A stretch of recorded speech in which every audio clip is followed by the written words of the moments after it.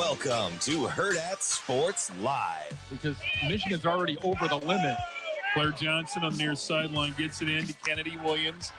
Kennedy takes a turn, challenges McThurin. Deep left side, Britt Prince's three. You betcha! Ties the game on a CBA three off the assist from Kennedy Williams. 12 for Britt Prince.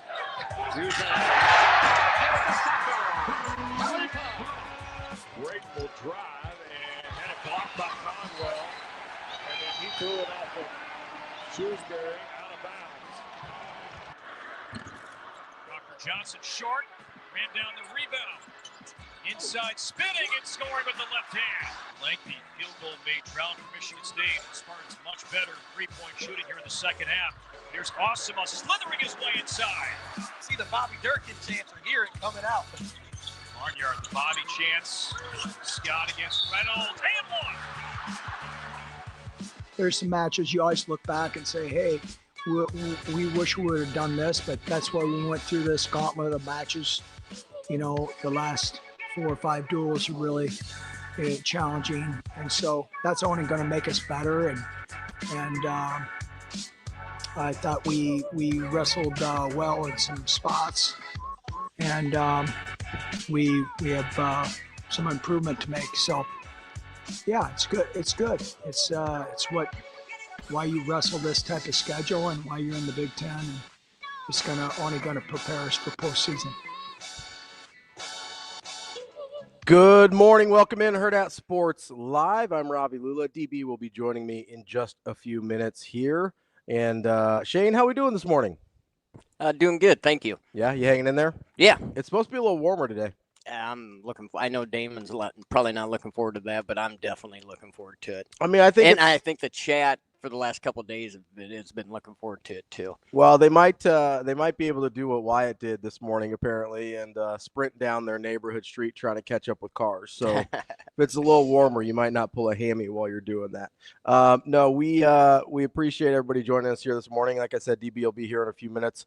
I'm going to take this opportunity to do the rundown very early for once, Shane. So brace yourself here. Coming up, we don't have any guests until 8:45, and we've got Brian Edwards from Major Wager. Then we've got kind of a special guest here. Ryan Held from the University of Nebraska Kearney football coach is going to join us at 9. I want to talk about his recruiting class. He brought in some really, really good players, both from across the state and across the country. And really fascinated. You know, we talked to Dan Jackson a couple weeks ago, and we're going to talk to him again because there were still some things I wanted to pick his brain about. But really, really fascinated about how the current state of college football has impacted lower levels and smaller schools in terms of the transfer portal and how all of that is shaking out. DB and I were talking yesterday about some of his kids from Westside ending up at a really good Northwest Missouri State program that I think in past years may have gotten looks at the FCS or Group of 5 level. So really fascinated to talk to Coach Held there at 9 o'clock. And then 9:30, we'll talk to Michael BRUNTZ of Husker 24/7. Obviously some news there with Dylan Berymon committing to Nebraska. He was the highest ranked uncommitted player left in the class. So that's a big get for Nebraska at an area of need, defensive tackle. And I know everybody was worried about the big bodies. He qualifies. My guy looks like about 330 pounds. So that is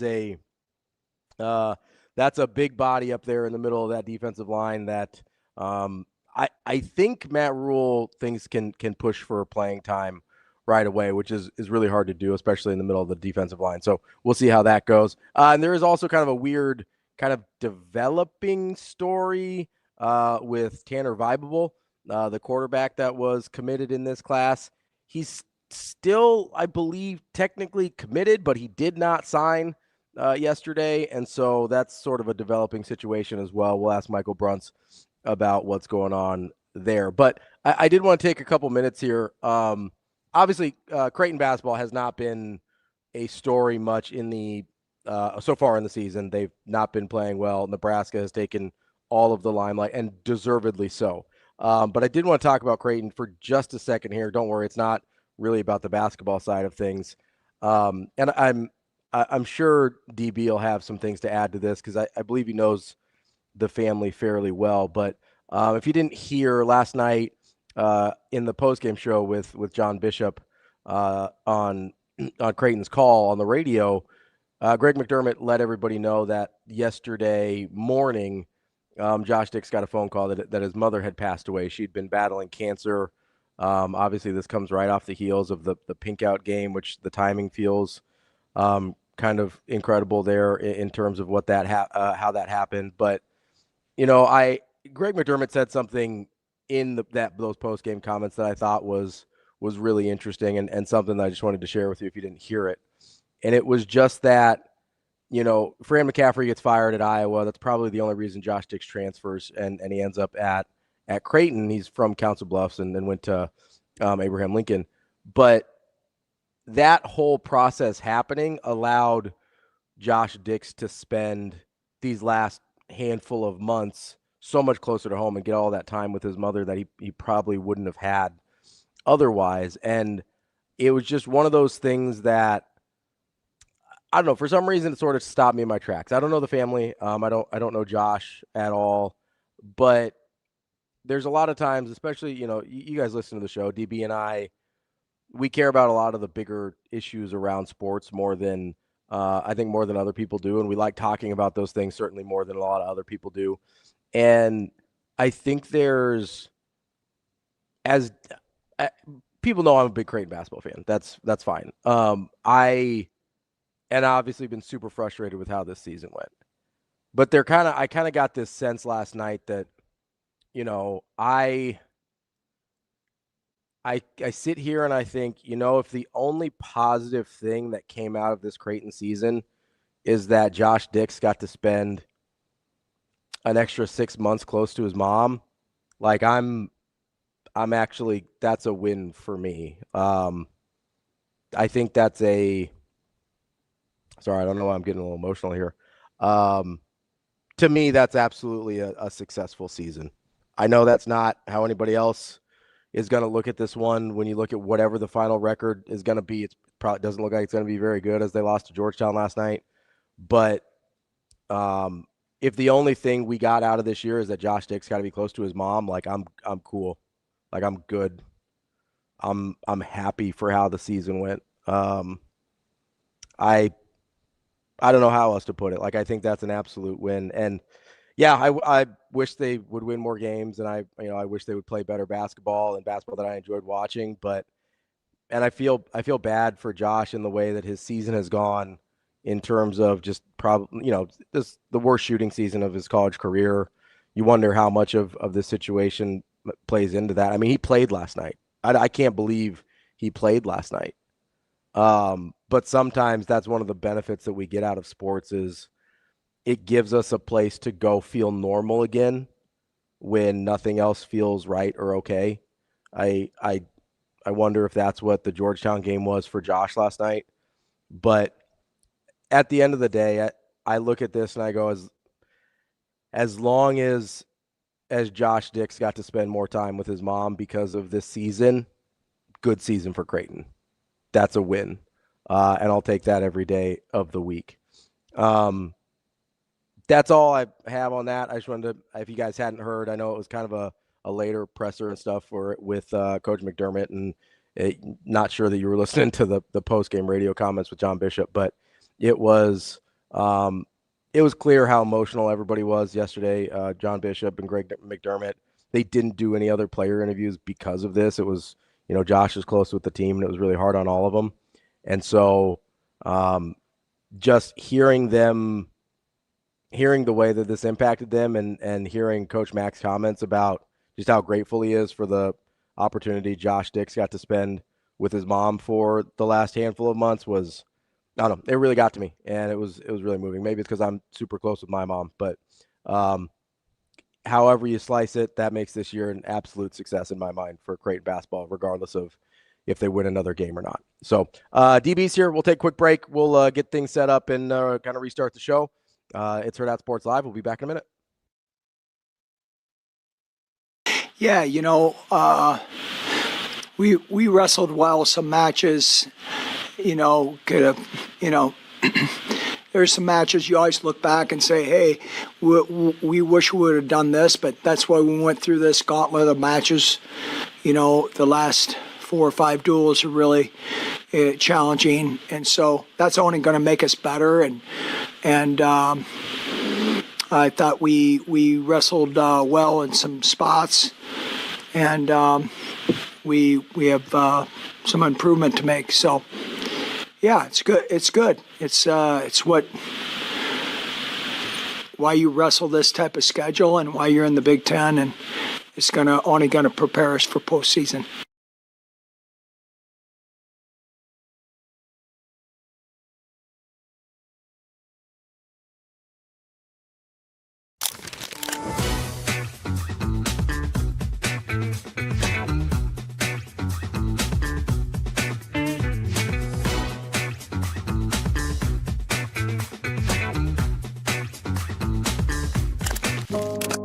Whether you've walked these halls or cheered on the team, this is our chance to make a difference. Every scholarship, every breakthrough, every dream, you've been a part of this story. On February 11th and 12th, we are writing the next chapter. For 24 hours, every gift, every amount, every one of us will show our Husker pride. This is how we glow big red. This is how we make history. Give today.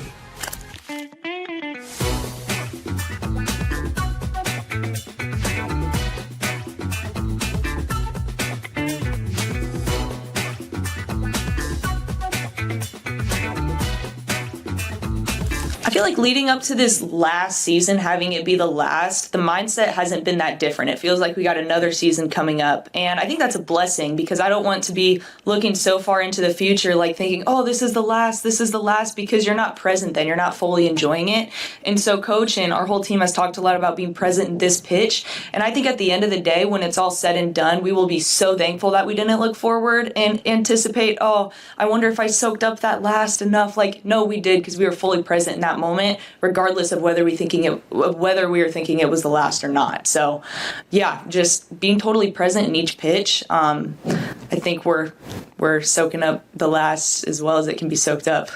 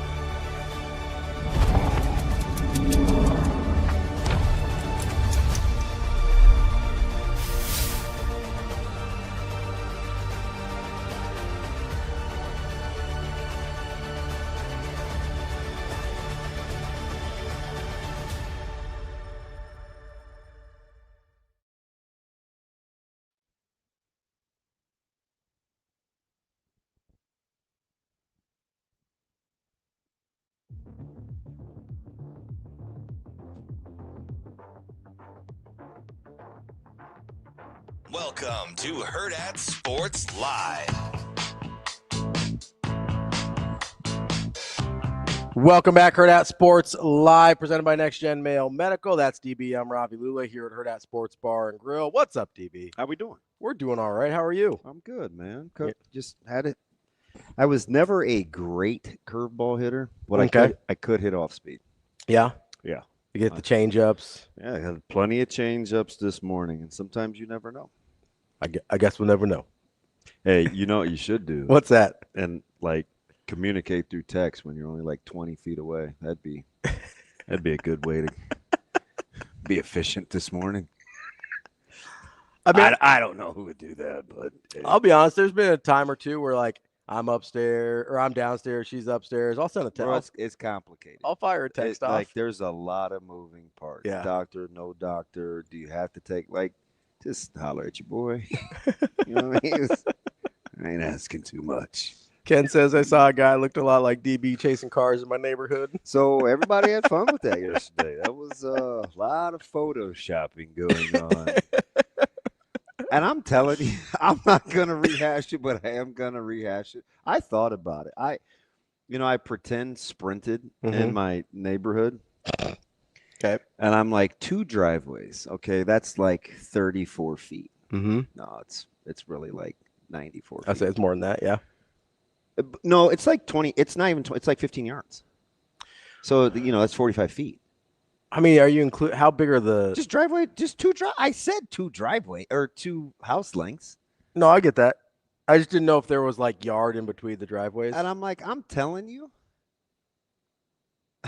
I don't know, man. Like, if I just jogged into it and hit a running start with a car for only 2 houses, I'm going to jump on that trunk. I think here's the problem. I think No, we're talking. I'm not. No, I think we're talking. Just Hold let on. me be irrational. No, that's fine. I think we're talking about 2 different things. Maybe because I think you guys are literally crazy. So I think we're talking about 2 different things. I think you could time it correctly, in which that if I don't know that you would survive the jump onto the car. Yeah, but I wouldn't probably. But I think you could time it in a way that if a car was coming, you could jump on and at least touch the car.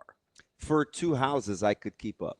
No, you couldn't keep up. Yeah, for 2 it'd be like houses. relays, No. right? I would just be on my and the bumper would be giving me the stick. Unless they are starting. I would be like, stick. Unless they are starting at the first driveway and beginning their acceleration there, you're not keeping up for 2 houses. Before the show started, I was telling Ravi that You're an idiot.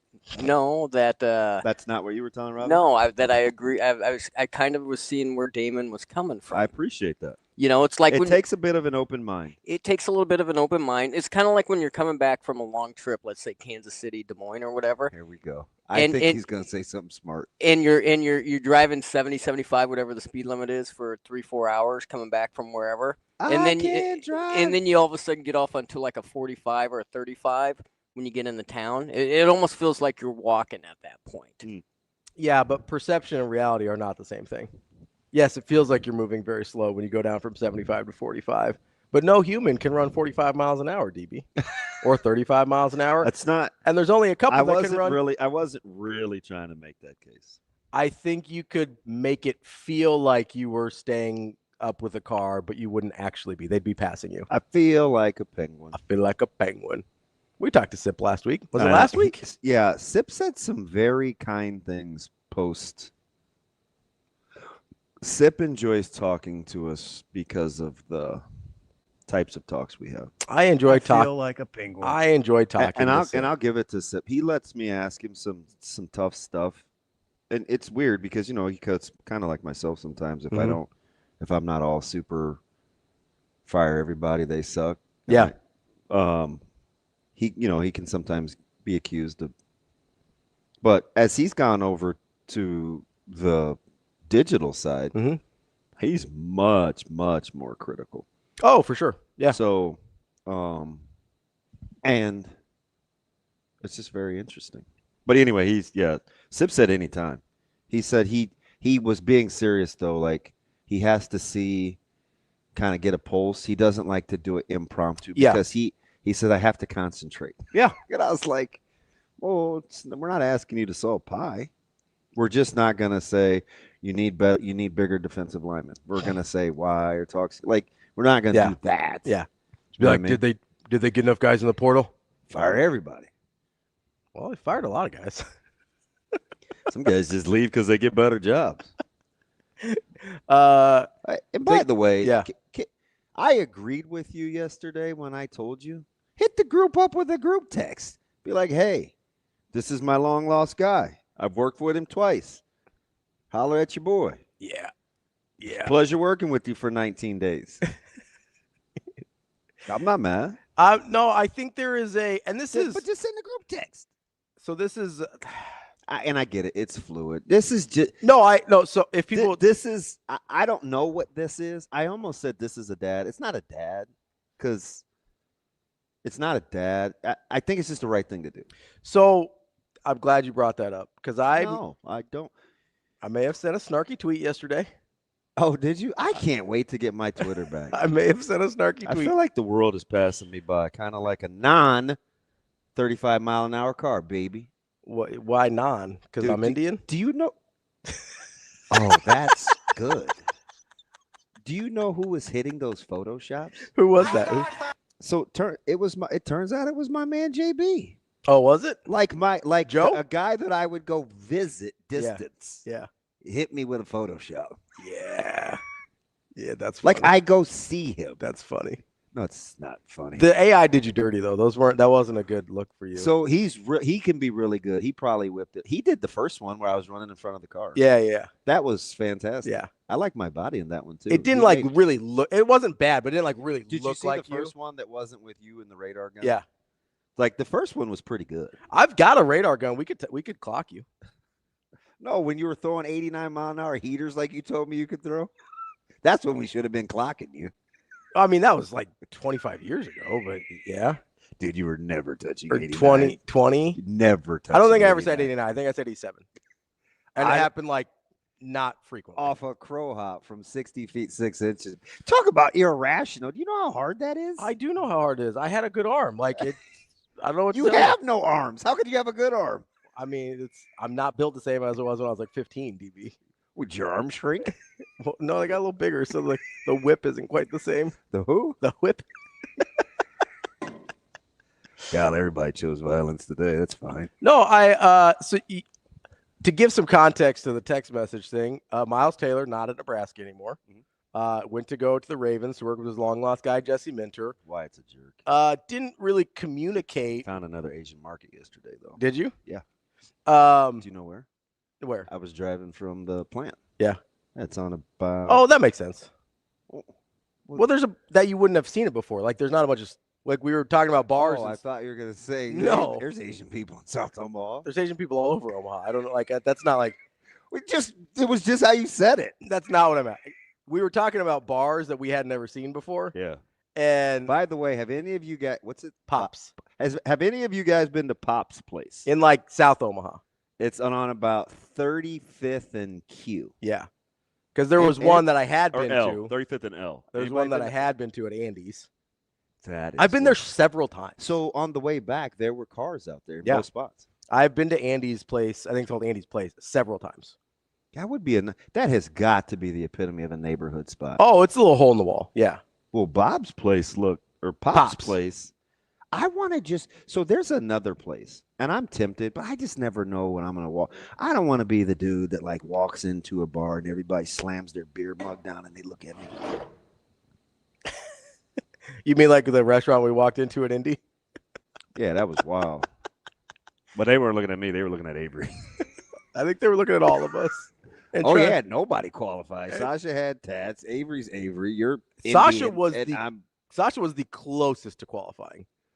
Yeah, because it was sort of that like biker bar-ish vibe. She has the I don't give a bleep. Yeah, I think the tattoos vibe, actually too. helped her out. Yeah, they're like, oh, They're like, she might be one of us. The other three are not. I don't know what's going on there. Not the stereotype. We're just hammering everybody.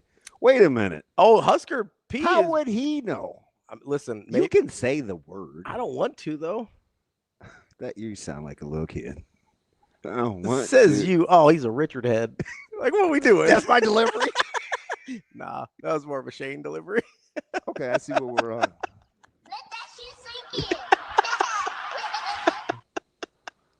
I'm over you too. I'm over everybody. No, so Miles Taylor went to move on and maybe didn't communicate his exit in the best way. TK, when you can always call me. TK just been letting me have it for like 30 hours. Hit me with delusional, Damian Bolt. Like, it's fine. Don't you guys know about adrenaline? What about adrenaline? Nothing.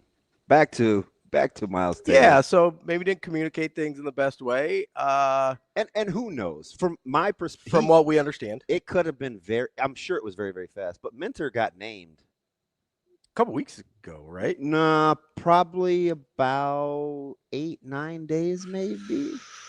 I mean, maybe.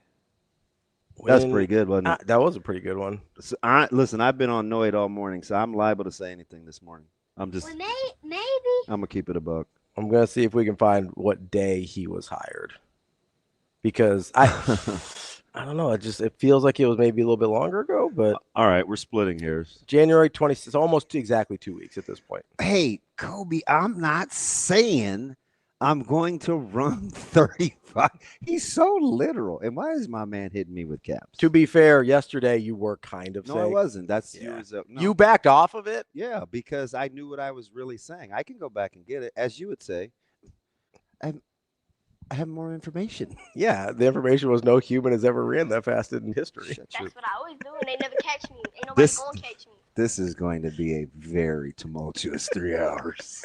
Well, I have to really restrain myself. Husker P says, Look at Joe Good responding in caps. It's fine. It's fine. Corner pocket a block away from Andy's is a good pool hall. I haven't been there. I saw it. Yeah. Yeah, I saw it. You saw the pool hall? I'm a little, I mean, it's a little north, but of the place I'm talking about. But I joke with you about, like, I would go to, like, the Lemon Drop sometime. Yeah. Which is basically 42nd and Have you ever heard of Jay the Giles, man. Have you heard of the Fantan? No. The Fantan is like the most hole in the wall bar I've ever been to in my life. So in my life. To this day? No, there's a guy that does food reviews, and he says in my life. It's like on 60th He and is Center, basically. hilarious. So I did see a place I wanted to stop in and say and go. So remember when I had to get the endoscopy and colonoscopy? So the only people, the one Walgreens that was available for the whatever you take it before I go, because they want this particular endoscopy guy liked the prescribed deal, not the Gatorade and whatever. It was like 2 medicine packets, and so anyway, I had to go to this Walgreens, and I think it was this 35th and something. And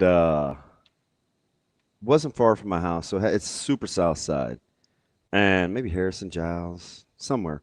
There's Walgreens off 35th, and there was this. I passed this bar, and I looked at the name, and I was like, "Huh." I'd stop in there, but then I'd be like, "Man, what would I be running into?" Because that's what you don't know. Yeah, but like in the same strip mall as this little Walgreens was like this random Chinese spot. And I took a picture of it, and I'm like, I know that place is good. I mean, it was like the width of these double doors right here. But it was in the strip mall. Yeah. I mean, that place had to be fired. You can eyeball it, yeah. Like, you know. Was it? I got to remember what it was. What part of town was it in? So I was like southeast. So, I mean, I don't want to waste time on the radio, but the Walgreens was on like 35th and something. Oh, okay. Harrison, maybe? I wasn't. Okay. Is there a Walgreens over there, Giles? I haven't been that far. Oh, if you're like way south, there's one on like 36 and Cornhusker. I don't know about what. Maybe that was it. Is there a little Chinese spot in that little strip mall? I think so. There's like a Baker's in there.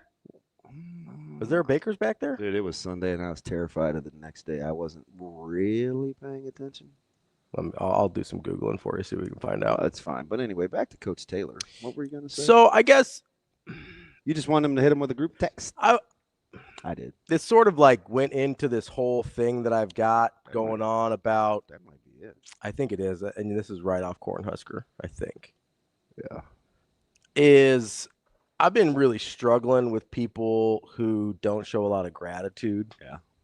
He could have. I'm not painting him in that light. I'm not either, but it happened. So let me give context here. So one of your old partners, Seviere.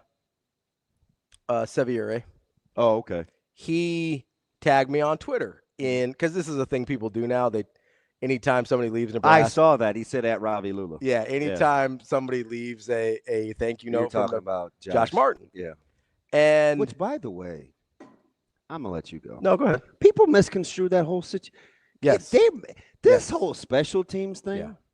Yeah. It's got a little goofy. And I can't believe people with such limited information would die on a hill. Like, you don't know enough to have a strong opinion, unless you just want people to think, oh, he said something crazy. Yep, that's what it is right there. My man, Mr. Bell. Ooh, and my principal, Mr. Bell, did not like 36 in Harrison. Okay. That's what it is, my man. So that's a little further north from where I'm thinking. There is one down a little bit further on Cornhusker, but yep, that's where it is. So Severe tags me in the Josh Martin, like very nice message from Josh Martin, like showed a lot of gratefulness and gratitude. And for the people that like don't understand, because I think there is important context here, Josh Martin did not leave the opportunity to be special teams coordinator at Nebraska to go be a high school head football coach. Josh Martin was not named the co-special teams coordinator at Nebraska 2 weeks ago and then decided to go be a head football coach in high school. Like that, I think, is the important context. Brett Maher and Nick, what's the other guy's name?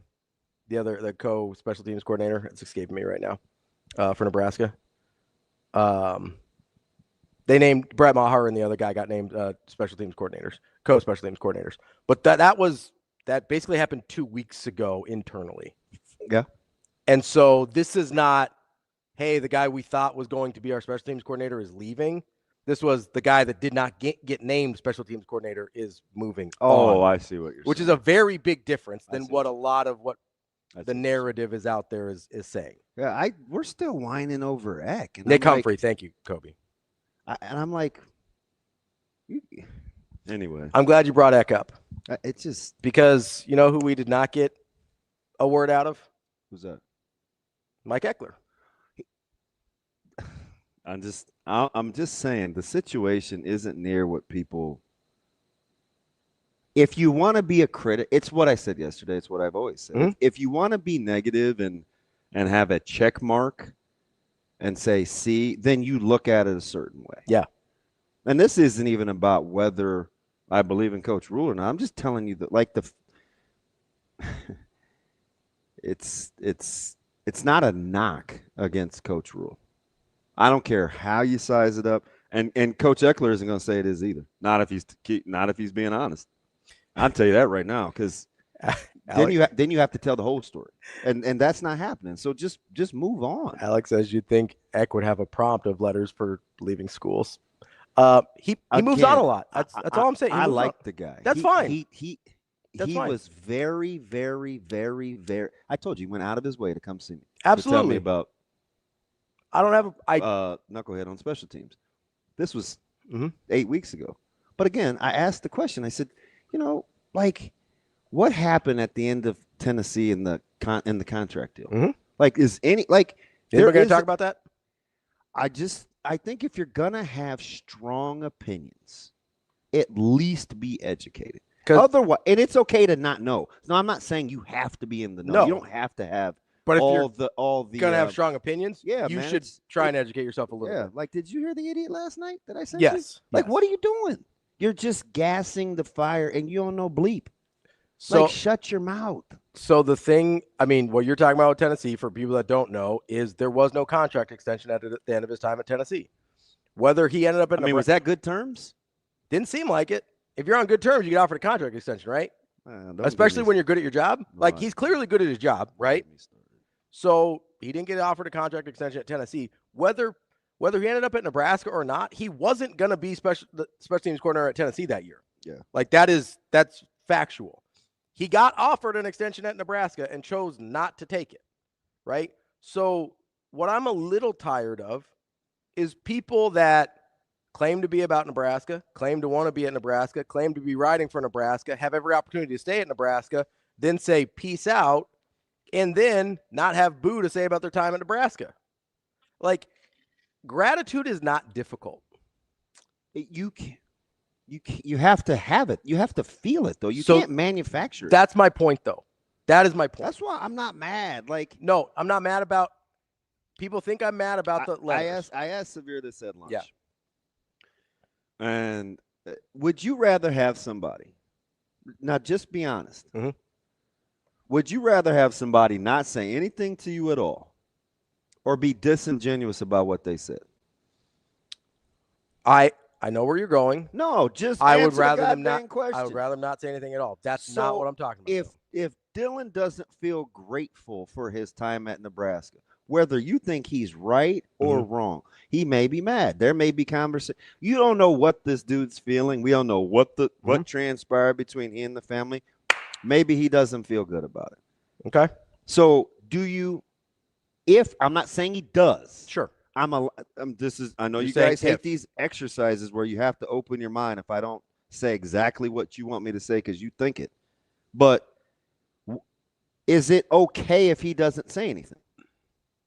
Is it okay if the people that are going to read the letters know what he or she has really said in their departure, and they're going to critique it too? Sometimes it's just better to keep your mouth shut. That's totally fair. So, that's my take on it. Here's the crux of my real issue with the letters, no letters, whatever, is you're a pound of flesh meathead. Not just that. I'm not going to deny that, but not just that. Kobe, it's true. My point is, if Kobe's tough, I'll take him out. I don't want to have to clean up his messes. I might take him. I'm starting to like him a lot. You can't do that. Why not? Because part of this deal is early scouting. Yeah, but I need to be rewarded for early scouting. You're out on your early scout. Why am I not going to? No, I'm not out on my early scout. I'm in on Kobe. I just said he's crazy. I'm claiming guys off the waiver wire. That's all. I just need a certain front office. This dude will come in and knock all the papers off the desk. So my issue here. Damn it! To hell with analytics. Sorry, Kobe, man. I think he can be a very good R3 on special teams. And then he yells in caps. My issue here is Kobe, there'd be no cussing in my office, though. Well, good luck. My issue here, you may not be able to draft anybody on this chat. I mean, they want jobs. You know you're not paying them, right? No, hypothetically. They want pretend jobs and pretend money. Yeah, and you can pretend not to cuss. What? Okay, I'm back to being irrational again. Carry on. Here is my action, because I know people think it's about letter, no letter. It's not. My issue is Kobe, you always have a place on my staff, all right? You always have a place on my team.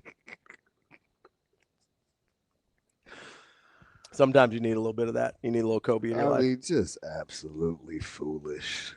My point here. Gibbs, that's every day. Every day this dude is in the chat, he brings heat. I don't know what it is. My issue here is if I'm, whether it's a quarterback or a coach or whatever, if they can't genuinely find gratitude in a situation in almost any situation, we're not talking about being like a prisoner of war here, right? Wow. Like, I'm not asking John McCain to be like, hey, I really enjoyed my time in Vietnam. R.I.P.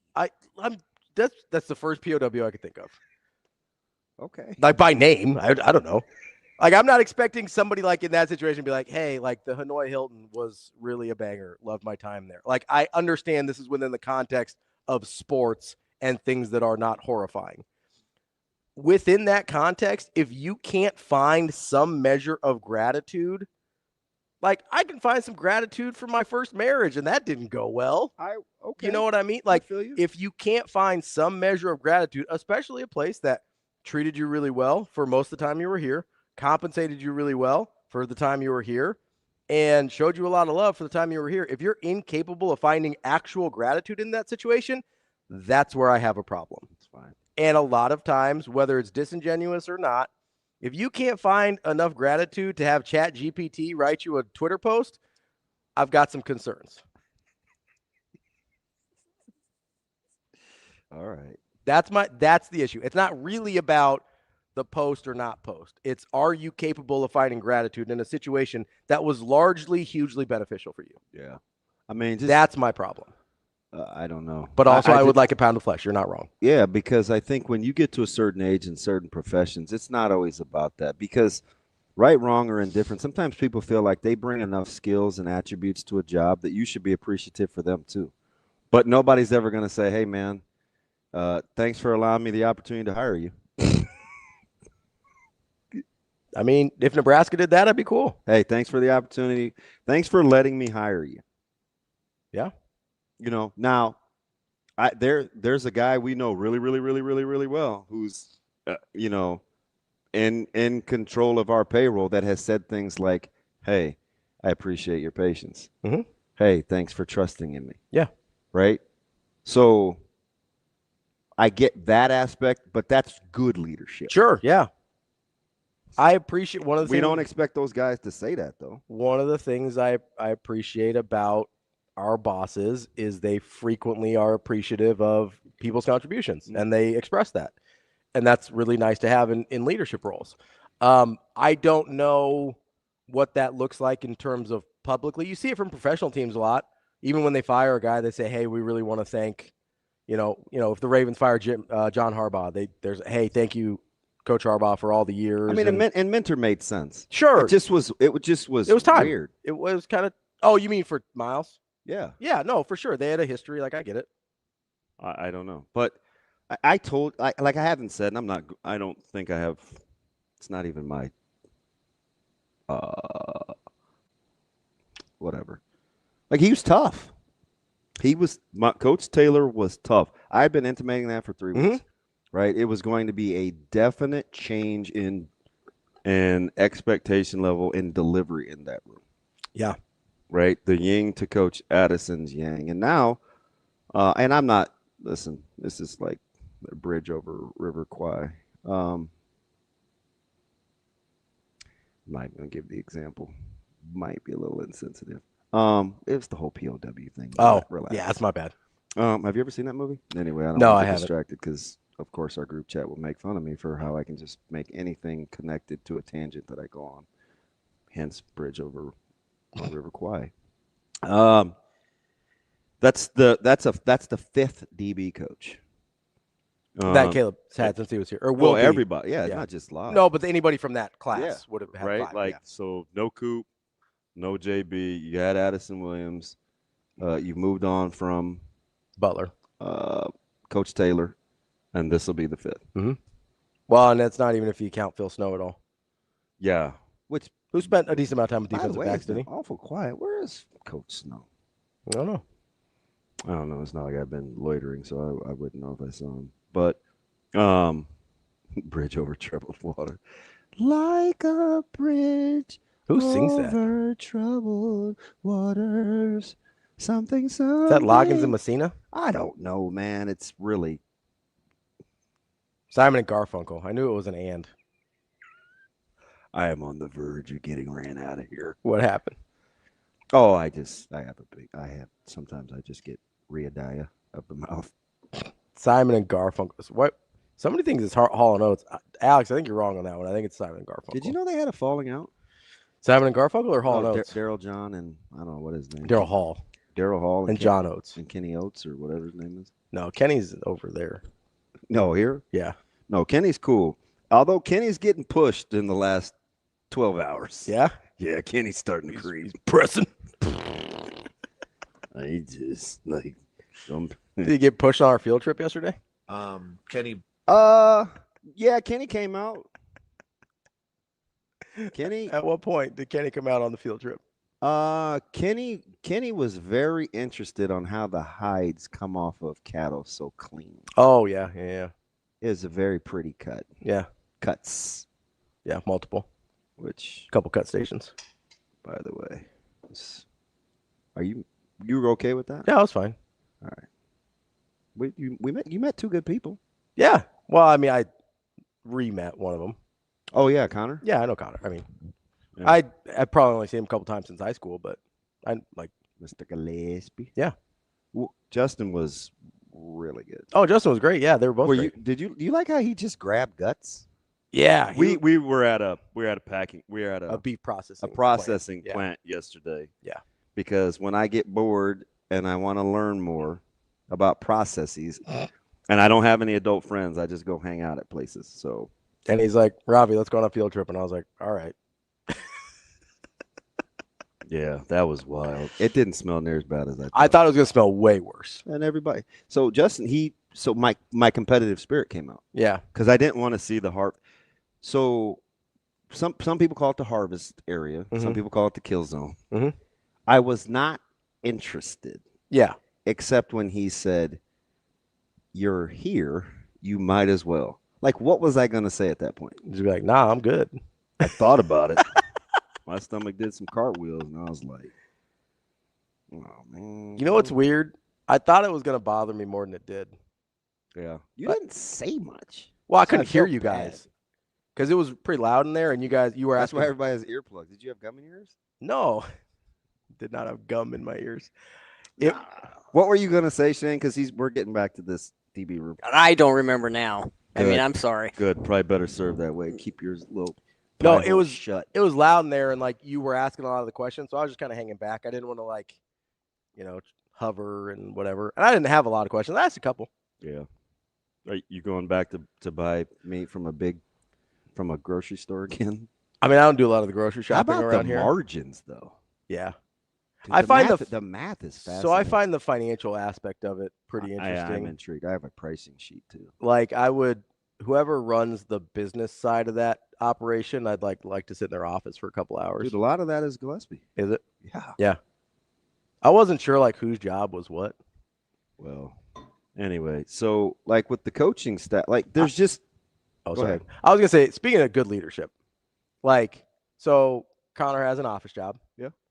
But one of the things that he was telling us when he was over there is, I think he said for the first year and a half, right, is he spent time in every all four of the single areas. place, every single job on the floor, was the fab floor or the I can sing, man. Or the killing floor. That give me a shout out for the courage just to do it and be dumb. And he was very self-aware about it, where he goes hey, I know if I'm going to have conversations with these guys, it helps if I've done the job. Yeah. So that they don't just look at me and be like, well, what does this guy know? Comes in from the outside, doesn't know anything. Right. So that, you want to talk about good leadership. I was impressed by that. Ooh, Haas. So that's probably the next phase, because I buy pigs too, but man, I don't know if I'm not doing pigs. I'm not going with you, pigs. I think that would be harder. I'm not doing pigs. Well, you watch the guy put what they call that thing? It's I don't know what it is, like an air gun. That thing was 30 pounds. He was using one hand to hit them guys. That dude was just doing work. Did you see his biceps? No, I was focused on for a little dude, you could tell he uses his arms because that was the only big part on his body, but he was swole. Yeah, he probably had a little Popeye thing going on there. He's lots of spinach. We're back to Popeye? Yeah, not heroin, just the spinach. It was a theory. I'm not saying Popeye was on heroin. Okay. I just want to make sure. I didn't want to accuse this guy of anything. He seemed like a decent guy. I should have given myself more time before I came in here. Why? You need a little. Because I just hit the ground running. It's hard to jump in. The stream is crushing me. It's hard to jump Kobe's in. cussing at me. A-Train's crazy. Yeah. Haas is the only one with some sense. All the normal people that say nice things, I don't know where they're at. Wyatt's gassing the fire. TK's certifiable. Joe Good is gassing up Juan. Juan's crazy. This is not a safe place right now this morning. Jose Bueno says that's not spinach, it's Coke. More of a diet guy myself. Once he said he was tenured, Joe Good is really all to the good. Juan says, I'm not gonna say that. Oh man, I don't. No, I don't. Yeah. No, I don't. No, probably not. Maybe a little. No, I thought it was gonna. It wasn't my favorite part. Oh, thanks, Waltz. I appreciate you. But the L stands for level-headed. It wasn't. It wasn't. We're getting caps. Let's go. All right, I can calm down. Your friends are coming out the woodwork. Your draft board's coming to life. There's no telling what we're gonna get in here every day. Your draft board's coming to life in real time. Everybody loves Juan. It's a total crapshoot. TK, shocker, you like Juan. TK's warped too. No, TK is the perfect dude to be putting people in jail. Just no nonsense, no gray. JB's got you. No, JB, you slaughtered me yesterday with the photoshopping. He had you on the killing floor? Funny. Zip it, Martina. You know what I kind of wanted to ask? Come on, man. Because I was a little concerned. Because I've never been in one of those plants before or anything like that. So I didn't know what to expect. And I was like, oh man, I hope I don't get nauseous, And so I wanted to ask him if anybody's ever thrown up. Surely someone has, right? I know. Which was the worst job, the hide part or the stomach area? The high didn't bother me that much. So it depends on which part of the stomach area. The guys like in the back that we didn't really go see them. That was hot where they could not miss on the slits. Yeah, like that was probably. Oh no, not those guys. Those guys were okay. Where they're just like 5. No, but there was one where they took what those guys did and like started rendering it, and we didn't go all the way back there. That probably because that was the smelly place he didn't take us. It was hot back there too. Yeah, it's hot. I'm tired. Do you know I laughed when they said, "Hey, what size boots do you wear?" I was like, "I ain't wearing no boots." I'm glad I had boots. 100%. I was very grateful for all of the gear they gave us. How about you just grab some tripe and he's like, "Hey," I was like, "Put that down." He grabbed like spinal cord and was like, "Yeah, I got to get all this out." Some of that stuff, I don't know. Anyway, back to sports. That was fascinating. It was fast. It was a fascinating. Like it was very educational. I think are you going back to buying from grocery stores? I don't buy our groceries. Whatever Natasha decides to do, that's what we do for food. Like I have no say in the food process in our house. You're such a gunk. Unless I'm like, hey, I would prefer to go out to eat today. And then she's like, all right, dope, let's go. That's the amount of say that I have in our food in our house. Yeah, but the cool thing is you pay the bills too. Like when you go out to eat. Yeah. Must be rough. I mean, you're such a nice person. We don't have kids. It's easier. No, but you don't do anything except just have to pick up the tab. Like life, that would be pretty good. Yeah, that's nice. Yeah. Yeah. Okay. So you should be a nicer person. You shouldn't be mad about letters and goodbyes and hey, we appreciate our time here. No, this is a really good example because if of course it is. If something were to happen, and I no longer was able to do that, I'd be like, hey, I'm really grateful for that time in the life and the people that gave me those opportunities. I hate you. I wouldn't be like, well, I guess it's over now. Time to go. I guess my brother's a tight end. I don't know. Oh, no, you did. Ravi. Because you know that family famously fleet of foot. My bad. I know it's still your boy. I apologize. I couldn't help myself. The joke Tourette's got me. It's fine. It almost sounds like we need a new song. What do you got? Ooh, soldier boy, tell them. Hey, I got new dance for y'all called Soldier Boy. Just got to punch, then crank back 3 times from left to right. Soldier boy, I'm in it. Watch me crank it, watch me. Watch me crank that soldier boy, then Superman. That. Oh, shoot. Is that like auto-tune? Like, that doesn't even sound like Indian people.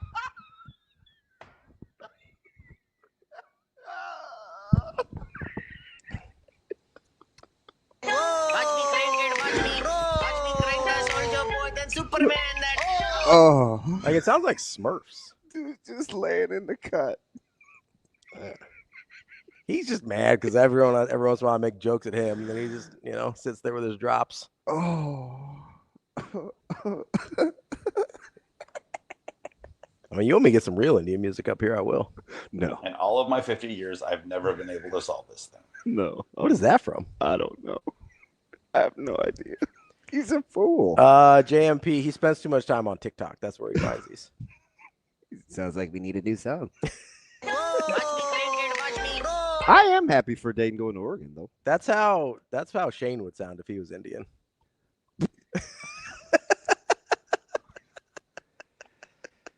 It's Thursday, right? Yeah, it's Thursday. What? Why are you happy for Dayton? Like, did it seem like he wanted to play quarterback? I like people that get opportunities. Okay. Yeah, listen, man. I cheer for people. I cheer for some people.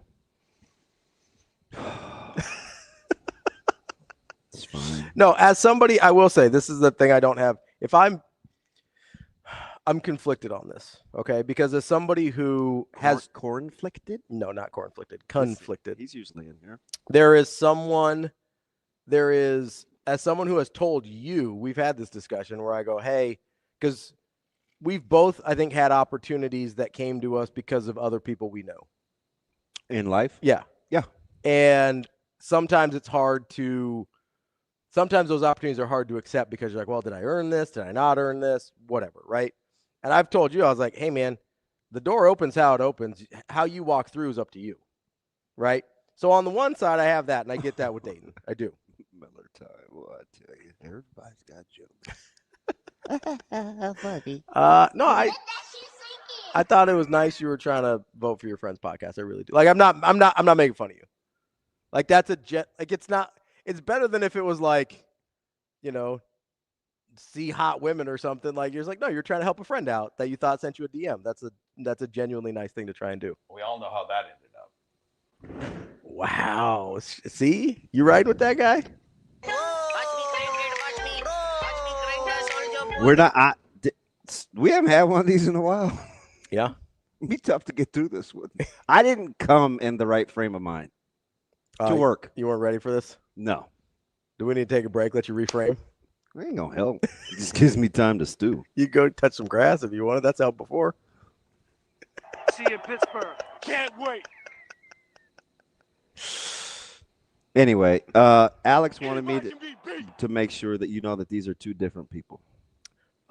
They are both white, but we got clean shaven. We got Troy Dannon. Well, that's on not the head. On the head. Oh yeah, I was like my one dude. Is that Minter? Who is that? Are you on crack? Is that Orich? Yes. Okay. I can't really see it well from my perspective. Would you close one nostril? I don't know. I've never done cocaine. You act like it. Plop, plop. It's all natural. Fizz. Oh, what a relief it is. It's all natural. Does bunny. You know what was a weird thing that like some people in my like age group sort of did when we were in our 20s? Tide Pods? Nope, that's younger than me. That's that's Gen Zers. What else did you weirdos do? So people would like snort pre-workout. Like the pre-workout powders. That's ignorant. Yeah, I'm like, what are you guys doing? What do you think is hoping? What are you hoping happens here? I put Fun Dip in my nose, but I was 12 on a Gladiator bus trip. That makes sense. I was 12. No, that's what I mean. It makes sense. You were 12 and on a weird baseball trip, like with weird people that were singing that song. You've never closed your eyes anymore. I think that was when Top Gun was. Yeah, it would have been You Lost Your That Love and Feeling. Yeah, they were singing that on the bus, and I was like, "Where am I?" It's a good jam. Well, Crandall or Jerron was there, so that helped. You may have been outnumbered a bit. Like I said, Boone was there, so it helped. I don't think a lot of people look like you. Although I hadn't really developed any strong tendencies then. What kind of tendencies? Cultural. Oh, okay. I was kind of ambiguous. I still don't think you were probably rocking with like the Top Gun soundtrack. I wasn't. Probably, I don't even know if I had seen it at that point. Probably wasn't in your like lexicon. No. You know, it's all right. It's a good song. In certain contexts. Yeah, if you're karaokeing with a bunch of drunk. Yeah, that's the context. That's actually literally the context. I ain't even finished, and I'm glad I didn't. But if your group is back out at Andy's bar, I hope your bus trip wasn't drunk. We were 12. That's what I'm saying. You're an idiot, and I'm gonna leave it at that. No, T-Mac, I'm literally talking about he goes outside and touches the grass to like ground himself after some of these segments. It's not a euphemism for anything. It is literally touching the grass. That's happened on multiple occasions. Twice, and I took a break and I came back. Twice? I needed some fresh air. Twice is multiple?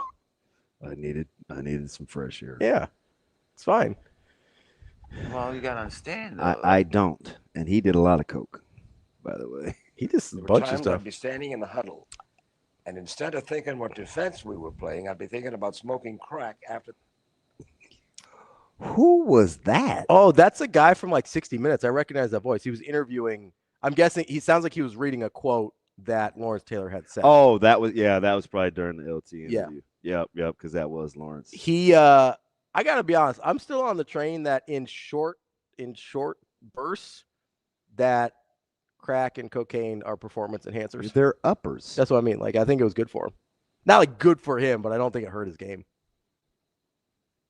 I'm just saying, like the come down might have been rough. I mean, heaven forbid cardiac arrest or anything potential. Just hey, get that one shot. I'm not saying it was an Eminem. I'm not saying it was a good idea long term. I'm saying when he says it didn't affect It could only be once. When he says it didn't affect my play, elevated heart rate, running around, running into things at a high rate of speed. If it affected his play at all, it would have been to the positive. That's my point. It definitely didn't help him. What a rush. Speaking of pre-workout, there's a reason people take uppers before they work out. I'm not saying it is a long-term good idea. I'm not saying it's good for his thinking health. You would be in a better mood I'm after in a great Creighton mood. got beat and you got rid of Kuminga. It was a lose-win for Hold you. on. Context is important here. You need a 20? Yes, I am. Give me. It's actually a 30, but you can take it. Well, Matter to me. it's 20 in the NBA. Isn't Yeah, it? that's true. So here's the problem: is this dude said crack. It was good for him. I'm not saying it was good for him. I'm saying if anything, it was a performance enhancer. I'm also saying I could keep up with a car for 2 houses, and you said, well, you say you can run 35 miles an hour. That's what you said yesterday. Shut your face. That's what you said yesterday. But the problem is getting rid of Kuminga for Porzingis is not getting rid of Kuminga when I thought I might get Giannis. That's the problem. Giannis is still available, even though they can't get. He They're needs not to stop talking. They're not getting Giannis without Kuminga. Kuminga. Whatever I feel about Kuminga is basically, unless they are in love with Moses Moody and Brandon Podziemski, which I doubt.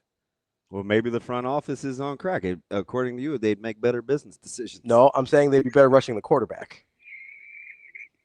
Whatever happens after that, I have no idea. I'm saying a stimulant would be beneficial in rushing the quarterback in the short term. Don't do drugs, kids. Suave's a child. Like the blue pill or what?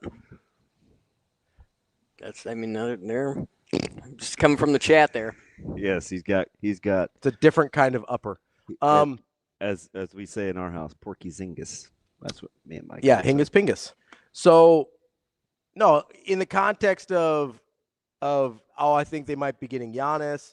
Shams is like they've got the best deal on the table, but Milwaukee might wait until the offseason, depending on if anybody else wants to raise their offers. I mean, it sounded like Golden State offered everything they had. They're like, whatever you want besides Steph Curry, take it.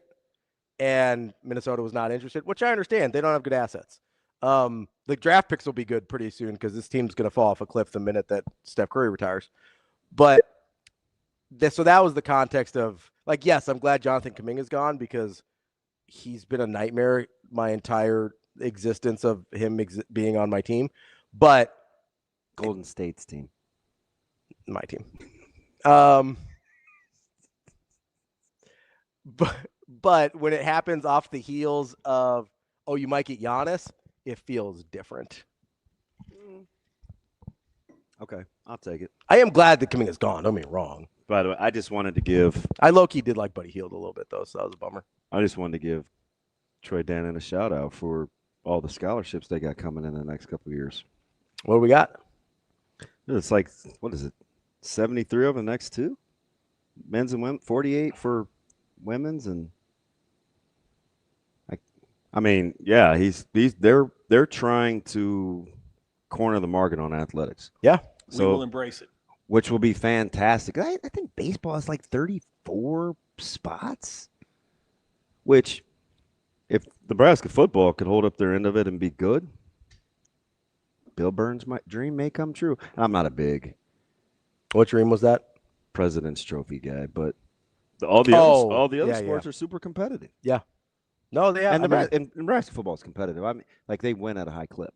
You know, wrestling, all the and other, track, and bowling, and rifling, and men's and women's basketball, men's and women's basketball, volleyball, baseball. Yeah. So let's get low-key good track programs. People forget. Yeah. 34 ships. Thank you, Joe Good. I think I'm going to. I mean, that's good paper. Oh yeah, I mean that's triple. That is. It's triple what it used to be, or what they had before, right? 11-7. I'm excited for flag football. I am too. I think it'll be good.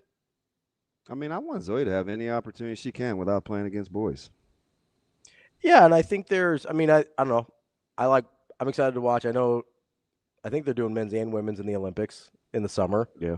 Like, flag football is kind of fun to watch. Like, I get it's not regular football. Like, it's a different thing. I don't want to leave out Coach Revelle. Softball's good. Softball's doing really good. They got a chance. I mean, preseason top 10. Oh, I think they're 9, yeah. They got the best 1-1. They have a very, very good 1 and 1A pitching staff, too. So, yeah. I mean. No, they're going to have a real shot at making the Women's College World Series. We'll be all right. Yeah. We need to just clean up a couple of loose ends. Yeah, which ones are those? Well, now you need a secondary coach. Maybe. It's a lot of guys. Somebody coach them safeties? Yeah, I think it's different because I think you need a different coach for adjusters than the guy that coaches corners. Sure. All right. Like guys that are run fitting? Yeah, and I'm super biased because it's what I've always coached is outside / adjusters. I've coached both safeties and OLBs at the same time in my position group. I've had just adjusters. So, like those guys, it's a special set of skills. So who is in terms of safeties that have responsibilities in run fits, who does that most closely correlate to another position group if you were doubling up? Outside linebackers. Okay. Because you have to be able to run the alley or crease of the alley and fit in the run game. Okay. So and usually it's from the hash. So that's in a traditional like 3-4 outside linebackers. Any 2 deep. Okay. Because I was trying to figure out if there was somebody else on staff that's like, hey, no, that's fifth of the 4-2-5 is going to be a box guy. Yeah. That's like an Eric Haig type. Yeah. Although he probably needs to be it just depends on his ability to tackle. Sure. I'm not going to put a size on it. Yeah. But maybe a little bigger. I mean, he's going to have to be able to fit in the run game. Yeah. Probably he's your 7th in the box. Yeah. Because, I mean, stylistically, the Big 12 that they were dealing with was that Big 12 still? Eric Haig? Yeah. I think you definitely need a safety coach. Yeah. Well, there's just a lot going on, especially if you play splits. See what they go get. Yeah. Be nice. Just too many. I just like them to. Some of it is through no fault of their own. Sure. I mean, the coaching cycles have been very disjointed, it feels like. Outside of NFL Butler, it was up to the individual to do something different, not the coaching, not the head coach. I mean, Coop was Coop and Taylor was Taylor and Butler was relieved of duty. So, I mean, that's how it goes. Yeah, it'll be interesting to see what direction they go there. I don't know if you looked at the clock. Yeah. It ain't standing still. They're ticking. Yeah, man. Let's get it moving. Let's take a quick break here. My producers are yelling at me, so let's take a quick break here, and we'll. I don't have another good reason, bro. It's 8:08, like a kick drum. Yeah, Heartbreak's 808s. Ooh, blew through that Kanye West album. I'm still crabby. Well, don't be crabby. It's fine. I'll be all right. You need a high five? No, not touching you. Fist bump. Close enough. I'll take it. That's DB. I'm Ravi Lulla. We'll be right back. More Hurrdat Sports Live.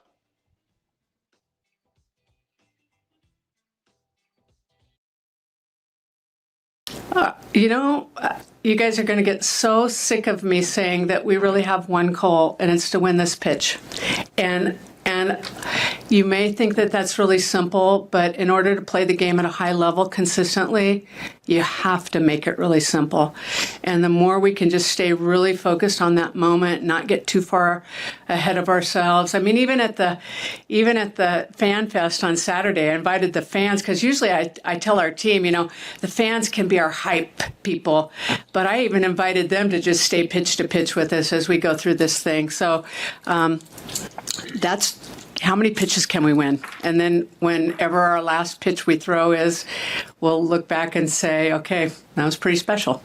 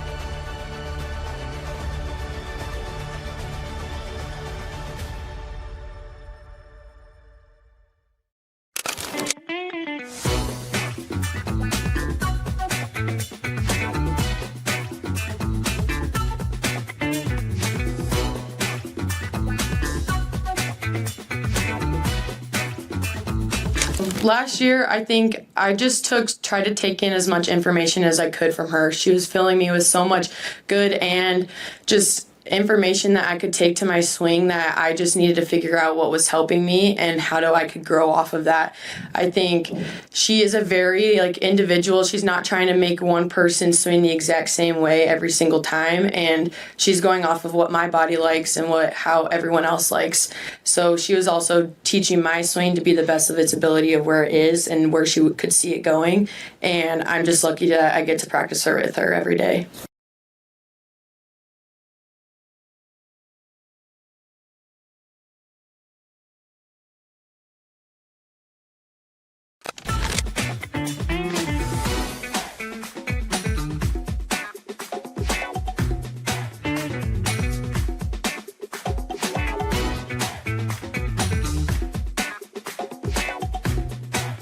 Yeah, like he said, that was not the play. But when I saw both players kind of jump to Ava when I turned, I didn't really see many defenders, and I just was hoping I was going to make the layup. Yeah, I mean, it feels pretty good. But I think my team they do a really good job of finding me early, and I think that's important for me is just to get early touches. I mean, it's not even me shooting it, but I think my teammates and my coaches just do a great job of telling me where I need to go, what I need to do, and then they get me the ball. So.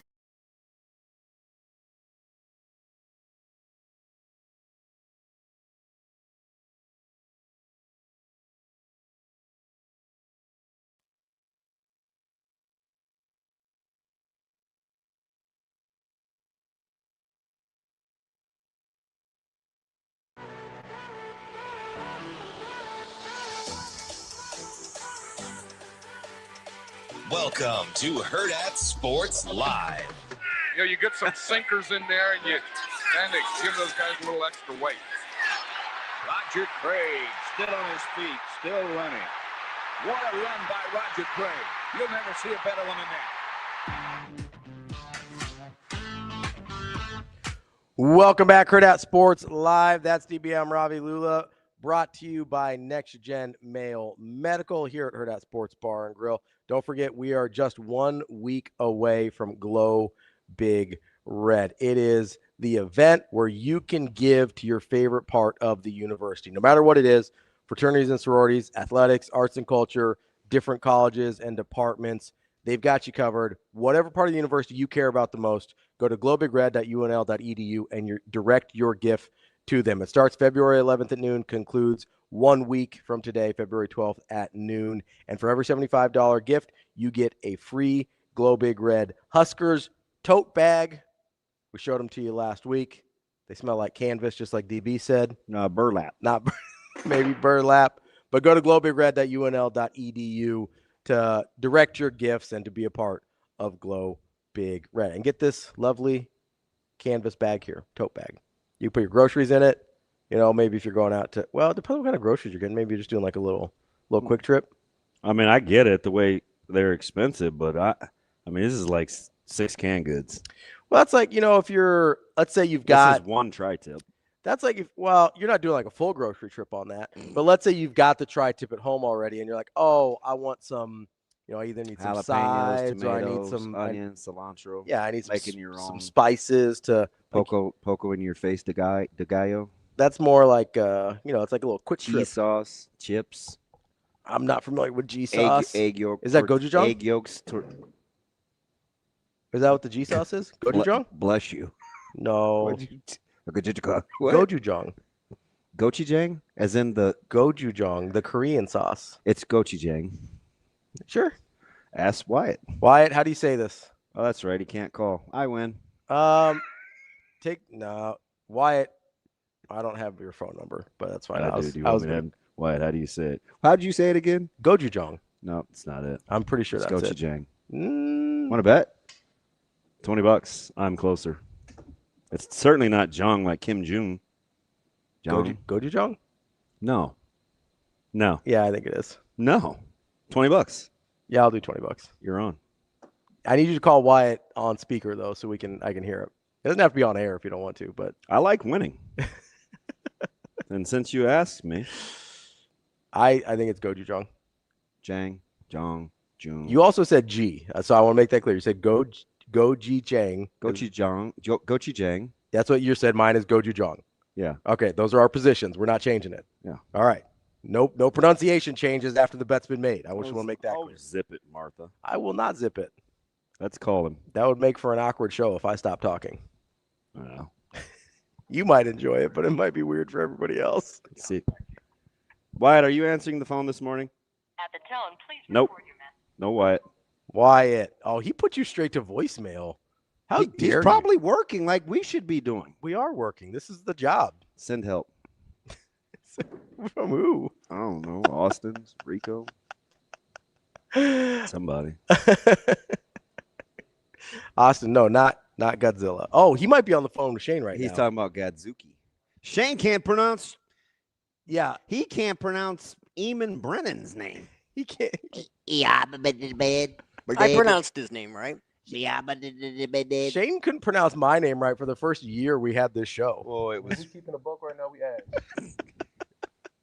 Every time he'd be like, you know, I can pronounce ass. Only on Wednesdays. Only on Wednesdays. Well, at least you said the 16th. That would be Ash Monday. It's 18th now. Did Wyatt call you? Yeah, that was Wyatt. What'd he say? He's like, oh, phone doesn't work. He could have just told us which one was right, Shane. You know that happens but too, right? He didn't do that. It's Jang, I'm telling you. And you know I wouldn't get it right. Is it? No, that's the thing. You're an idiot. I'm not asking you to repeat it. I'm asking him to tell us which one is closer. That's all we need. I'm just here so I don't get fined. Godzuki. Yes, Action Jackson. Godzuki. Wyatt, which one of us is closer? That's all we need. Yeah, that's all you need to know. We don't Your need boy's Shane gonna be to- at 140. We don't need Shane. Yes! Damn it. Ravi is saying it closer to the proper way, but most of the public say it Damon's way. That's a W. You're down to 100. Damn it. Let's go. Wyatt, you're out. I'll take him. I found another Asian mark too. Fudge. What? When you said Wyatt, you're out, I thought you were going to say I found another Asian.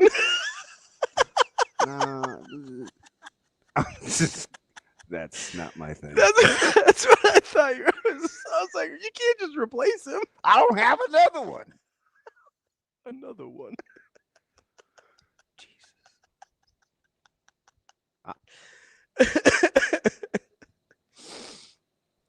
It's fine. It's fine. It's fine. Oh, I do have Joe. Oh, yeah, you got Joe. I do have. I got Wyatt. You got Joe. That's fine. You can't look. You said he's out. I picked him up. Dude, I'm over you. I'm putting my waiver wire claim. We haven't even established it yet. I know, but you already cut him. You said he's out. I'm picking him up. I meant of the family, not the draft. Wyatt and Kobe. Those are. Come on in, No, guys. You're definitely not. Come on in, guys. No. Dixie, Asians do get a month. There's Asian Pacific Islander month. I don't remember which one it is, but they have a month. You guys probably get a warm one. Well, who's you guys? The Pacific Islander people. You know I'm not Pacific Islander, right?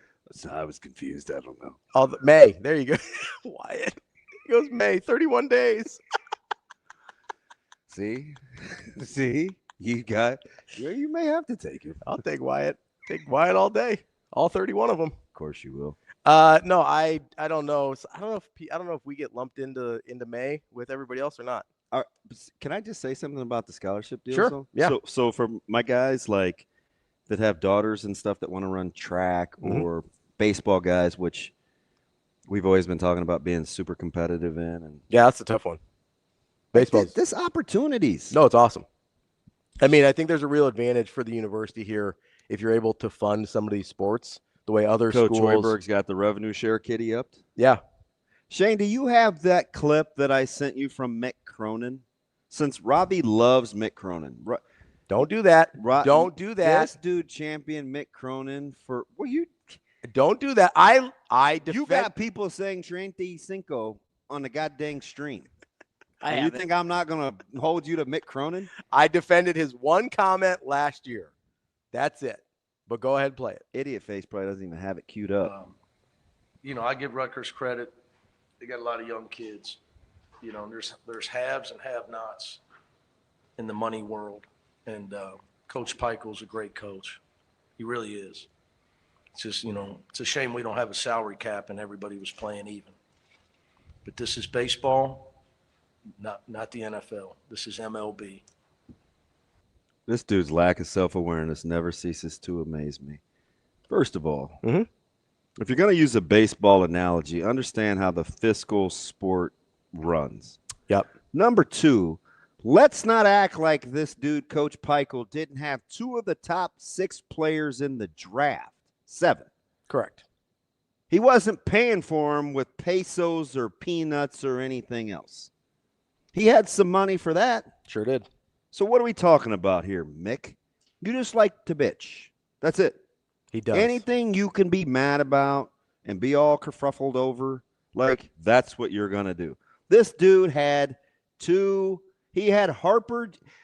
What are we talking about? Yeah, he had Bailey and Harper Jr. He had 2 of the. I mean, there would have been 2 of the top 3 picks if So Bailey that was didn't just good old-fashioned, hard, natural recruiting? No, I think that was paychecks. Yeah, pretty sure. I'm pretty sure it was paychecks. I don't think those guys are going anywhere for free. Yeah, these people out here are just, why say anything, man? It's also kind of the annoying thing about, not one of the many annoying things about that is it was last year, man. Like, you think we forgot about last year? This wasn't like 4 years ago. This was last year. And guess what? It didn't get them anything. It got Rutgers nothing. Like, is Rutgers better off for having spent that money?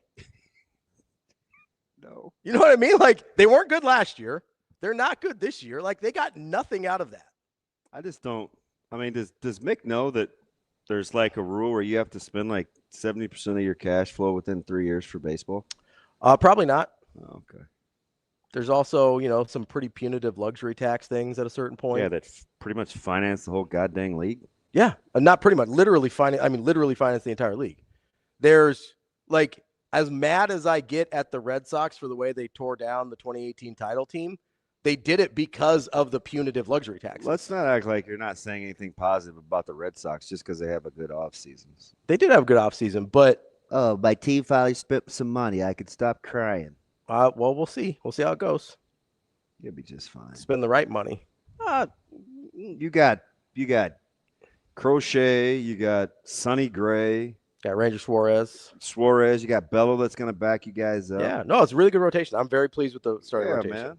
And I hope the young guys can enjoy like guys like Wilson Contreras, and you got Aroldis Chapman, who's still somehow at the age of 54 years old or whatever. Throwing like 108 miles an hour. I just watched him on TikTok light up 106 in the cage. It's wild. You want to talk? He had a goddamn beard. You want to talk about? And it was gray. You want to talk about a guy who I don't understand how he throws that fast? Like, he's gotten very bulky. Yeah, he has a boiler. Yeah, like he's got the he's got the keg. Yeah. Like, he's gotten, and not just, but like his arms, like he's got no, like the whip. It's not just the whip. The whip isn't there anymore. Like, when he came up, he was pretty lean and like had that. It wasn't quite Randy Johnson-y, but like he had the whippy arm, that's right? A lot of lefties. The arm slots. That dude, like, he's so bulky now. I don't understand how he still does it. He's so bulky now. He is a big guy. I'm gonna be. I don't know if I can. I right now I don't have the ability to be kind. I just lock in. I mean, everything is making me mad. What do I do? I'm not even being mean to you. Breathe, basically. I'm not even being mean to you today. And by the way, I finally found out the snark that Lil Clown was talking about, and in Lil Clown form, I said Oklahoma, not Oklahoma State with BYU. He thought that was funny. Logan, I rock with you. I defend you. You can only be sarcastic and condescending if you occasionally sprinkle in sugar. You can't just be a salt in the wound guy that lays in the cut waiting for people to make mistakes. At some point, if you want us to give you the benefit of the doubt, say something nice. Yeah, even if it's 1 out of every 10 days. Like, hey. Yeah, be a spoonful of sugar guy. I mean, not all the time. I'm not. No, but every once in a while, make the medicine go down. You know? I'm flirting. Your boy is in trouble. Riding the line there. Woo! A lot of anger. A lot of anger. Oh, geez, TK. Wow. What did the vertically challenged Jose say? Bueno said, yeah, he had food and lifted here. Can't really do that in Cuba. He was also like 18 when he came. Well, allegedly. And I'm pretty sure they eat in Cuba. They feed the baseball players. I know that. I don't know if they feed the rest of the country, but they feed the baseball players. I'm not gonna mention. Dude, what is wrong? I'm not gonna say. Do you think we've empowered them to just be? Well, yes, we have. I mean, I don't even get it sometimes. I didn't say anything. Yeah, they do. Hey, Joe Good, did you ever tell Juan what you said when I asked what happened to Juan? Not to be telling, but I just want to know. What did you tell him? I said, hey, what happened? Has anybody seen Juan? It's been like 4 days. Yeah. And Joe Good said ice. Then he popped up. I was like, you can't. And you said you gave, like you could give permission. You gave Joe Good permission to say that to Juan. I didn't give him permission. I said, if anybody has permission, it might be Jose Bueno. What if his name is really John Walker? Permission revoked. Anyway, the coaches have every, this is my point. Mm-hmm. Coaches have every opportunity to have some semblance of unity.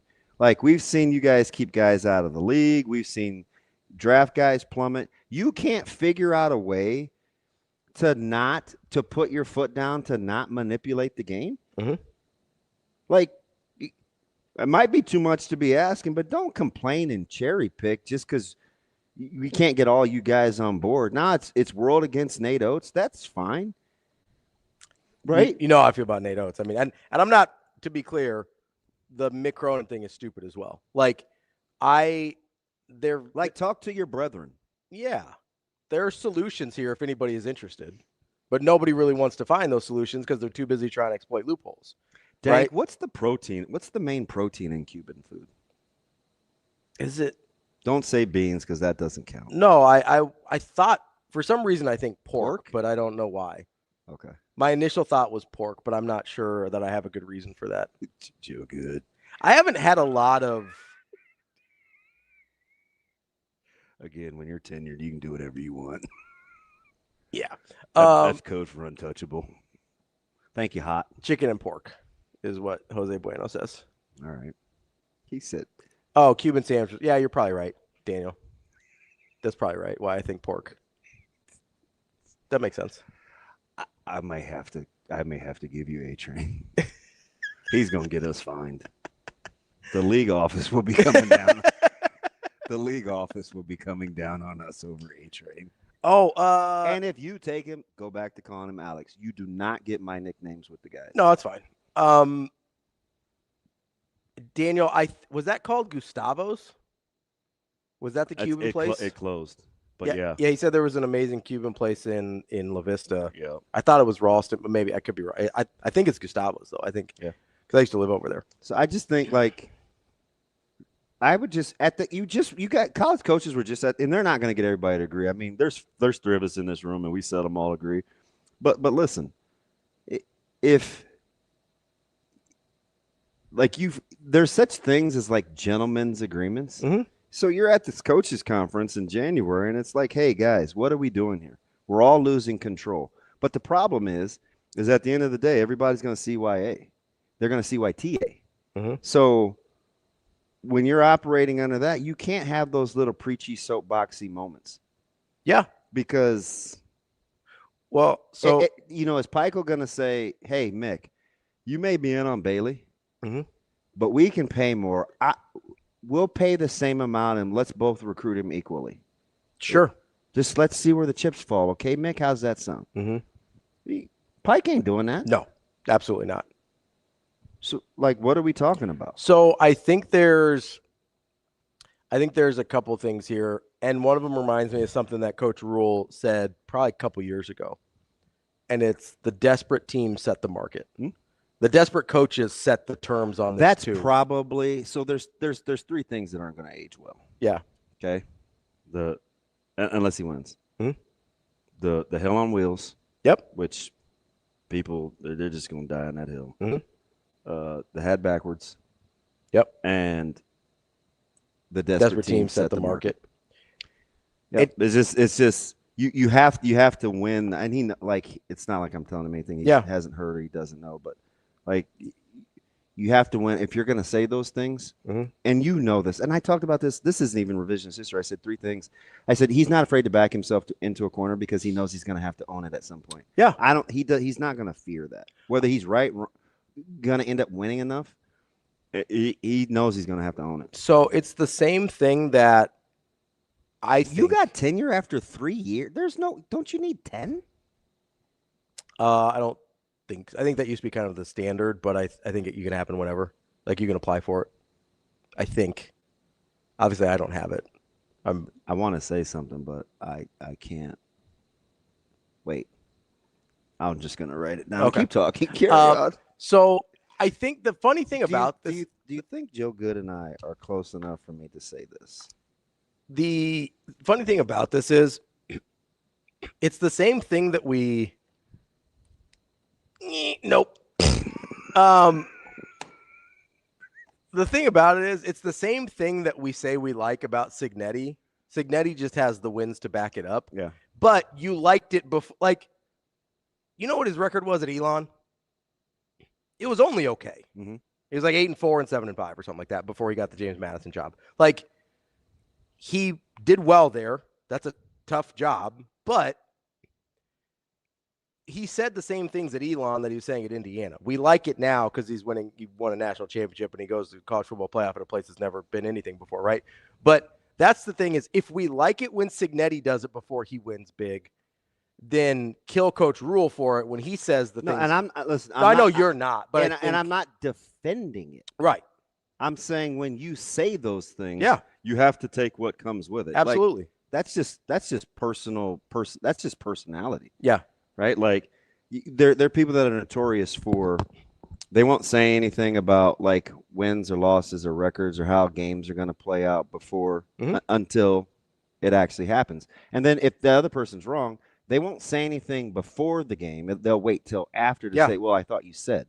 So that's just how life. Yeah. Yes, yes, DJ, I'm talking about collusion. I mean, for lack of a better term. No, yeah, I mean that would be. And let's not act like and DJ's cool. He's pretty hip with it. And it's all the A's. It gives me an inkling on his personality. DJ. Yeah, I'm talking about collusion. It happens all the time. Sometimes it's verbal, sometimes it's nonverbal. But I mean, collusion is a real thing.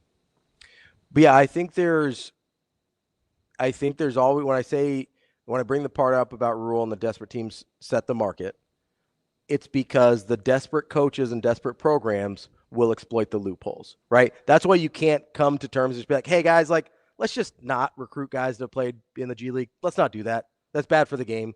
Like, you can't, no one will come, because as long as a judge says it's okay, the desperate coaches will do it. That's why it made me mad. Can you go back and have punitive damages during an injunction, or does the injunction cover it? I think the injunction covers it because it frees you up to do the thing you're asking. Even though originally you got to know and you went and sought out a. Yes, I believe so. Okay. I typically. It might be a TK question, but since he likes his conviction rate is 100, he may not be fair and unbiased. It's also, the civil might be a little different than what he does, but I'm sure he learned it in law school.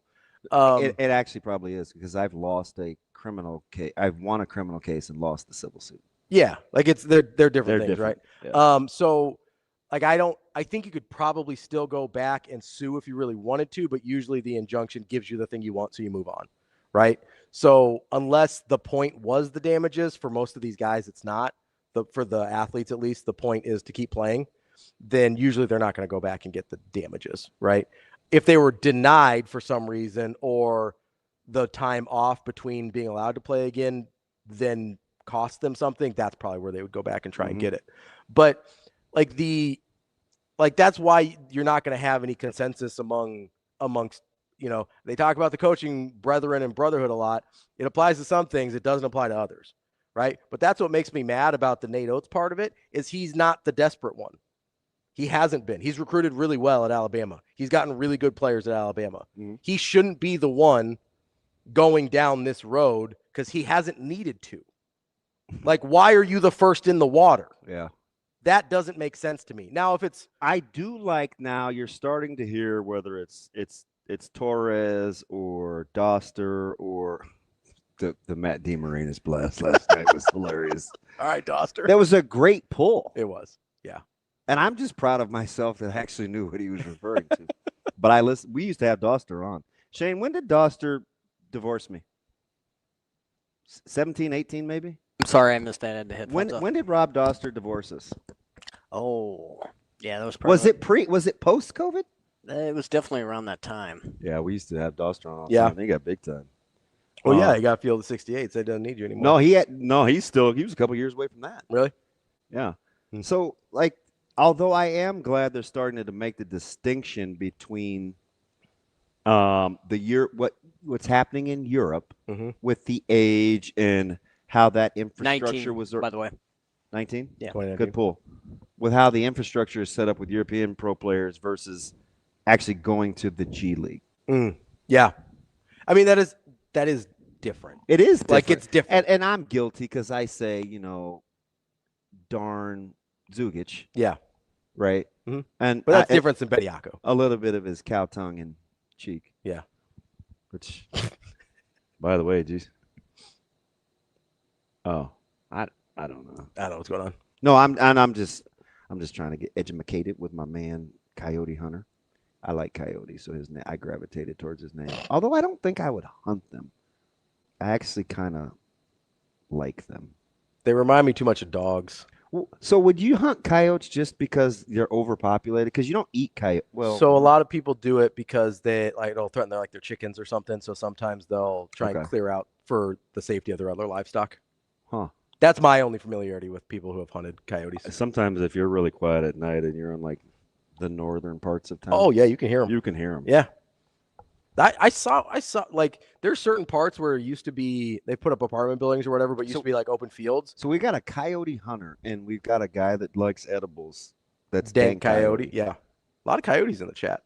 We pit one against the other. Well, I don't know if we want to do like a Dank seems pretty chill. Royal Rumble here or anything. If you're a coyote hunter, you're probably like, yeah, get them guys. Probably staying on it. All right, we'll be all right, coyote hunter. We'll see. But yeah, there is a difference between European guys and like Zugic and Bediako aren't the same. No, I understand. Like are not, like that. What do you think happens with Bailey at UCLA, right? You just have to set precedent. So here's the that's why I don't want the Chambliss. I don't want the Yeah. Chambliss ruling overturned. Yeah, I'm worried about that one because they filed it in state. Like because they filed it within Mississippi and not a federal judge, like they make it a friendly ruling. Yeah. So I would be okay, and I actually think the NCAA might have some standing here. I would be okay if they just say, hey, if you've ever been paid outside of our system to play whatever sport it is, you're no longer eligible for our system. And I think their legal argument would be, we're not keeping you from an income. You already had an income. Right. We aren't forced to hire you because you like our income better. You're not keeping them from making money. I think that would be the legal argument. When you do it with people that haven't made money playing the sport, then you're potentially running into the you're keeping them from making a living thing. But if they've already been paid to play that sport, then you weren't ever denied the opportunity. Then you're not denying them the opportunity. Yeah, I just don't understand why can you parse through those words? I think legally that's like the one thing they could actually stand up on is, hey, we're not going to let guys play that have been paid previously.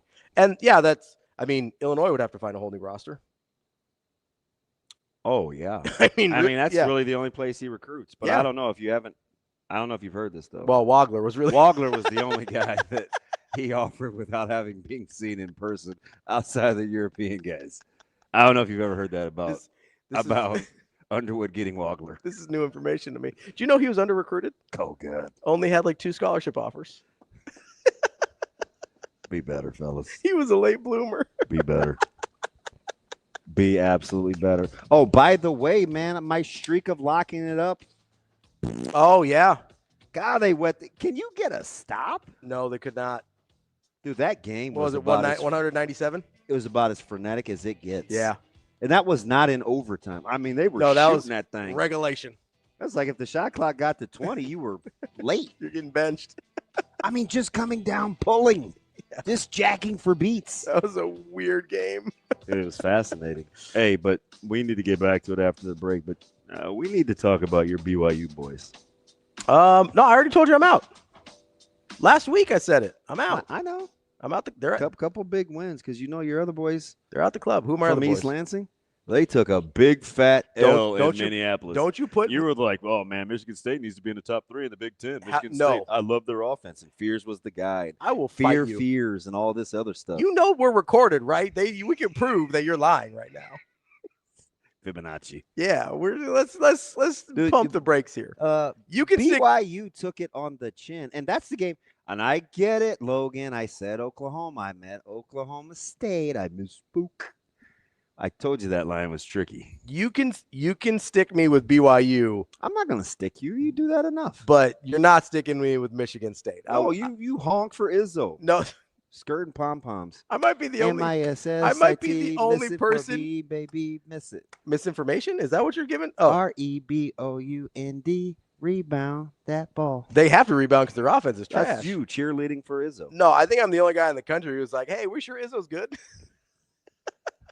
Now the country may be a stretch, but that's funny. I mean, anyway. Haas, do you have guns? I'm assuming you do. He seems like a gun guy. Let's take a quick break here. We'll get to Brian Edwards coming up next. Why does he seem like a gun guy? Well, he's talking about like fending off land and stuff. Oh, yeah. No, and he's talking about slaughtering pigs in like the first 20 minutes. So I'm like, yeah, seems like a gun guy. Yeah, it might be. Let's take a quick break here. We'll get to Brian Edwards from Major Wager. That's DBM Ravi Lulla. Let's hear that Sports Live. Yeah, we wrestled well some matches. There's some matches you always look back and say, hey, we wish we would have done this, but that's why we went through this gauntlet of matches. The last 4 or 5 duels are really challenging, and so that's only going to make us better. And I thought we wrestled well in some spots, and we have some improvement to make. So. Yeah, it's good. It's good. It's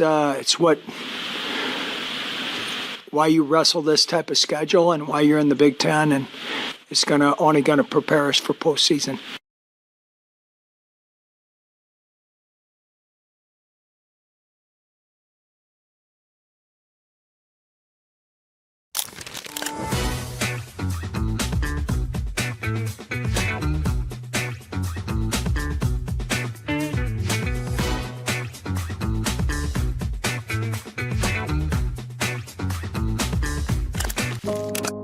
Whether you've walked these halls or cheered on the team, this is our chance to make a difference.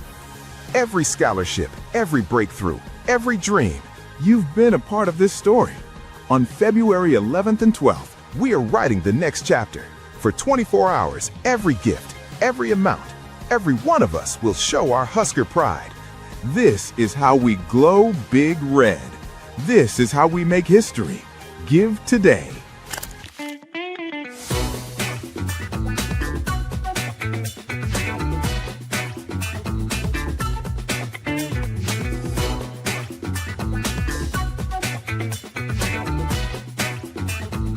I feel like leading up to this last season, having it be the last, the mindset hasn't been that different. It feels like we got another season coming up. And I think that's a blessing because I don't want to be looking so far into the future, like thinking, oh, this is the last, because you're not present then. You're not fully enjoying it.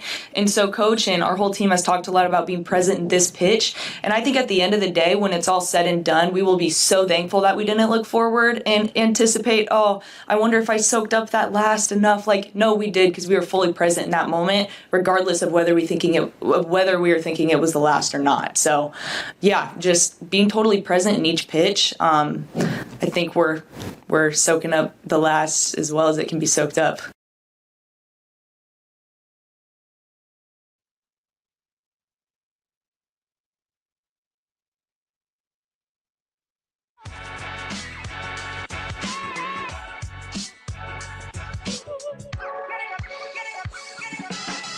You're listening to Hurrdat Sports Live.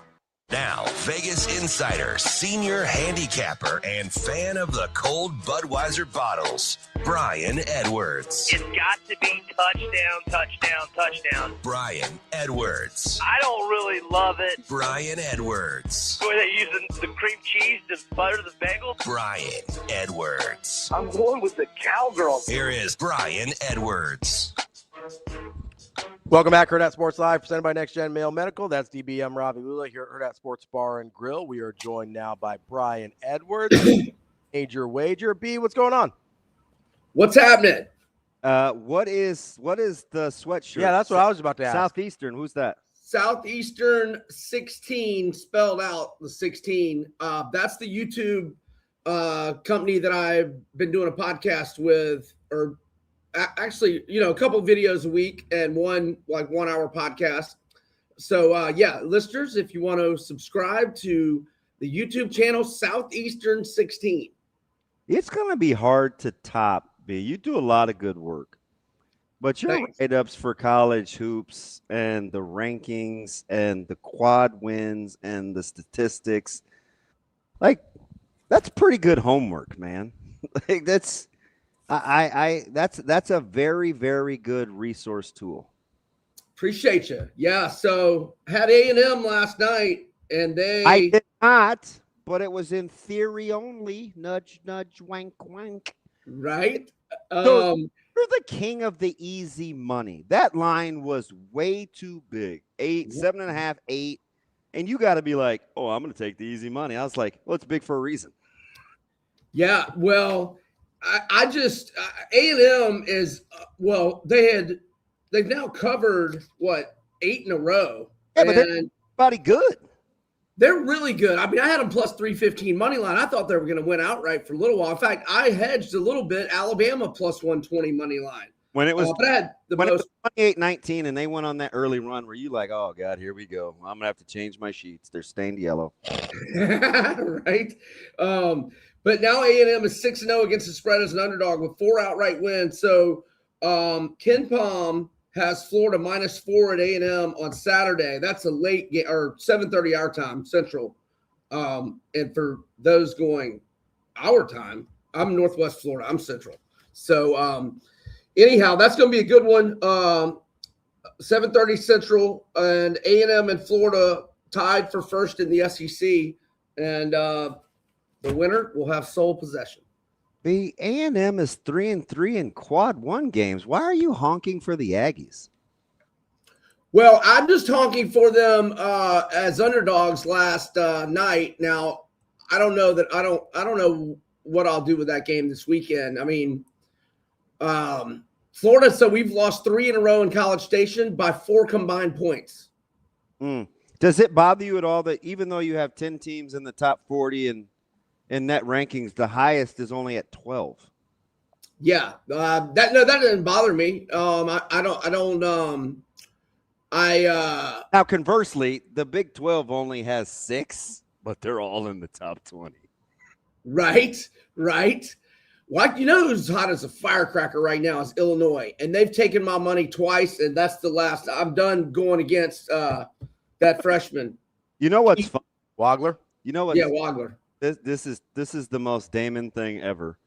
I've been on the Illinois bandwagon for 3 straight years.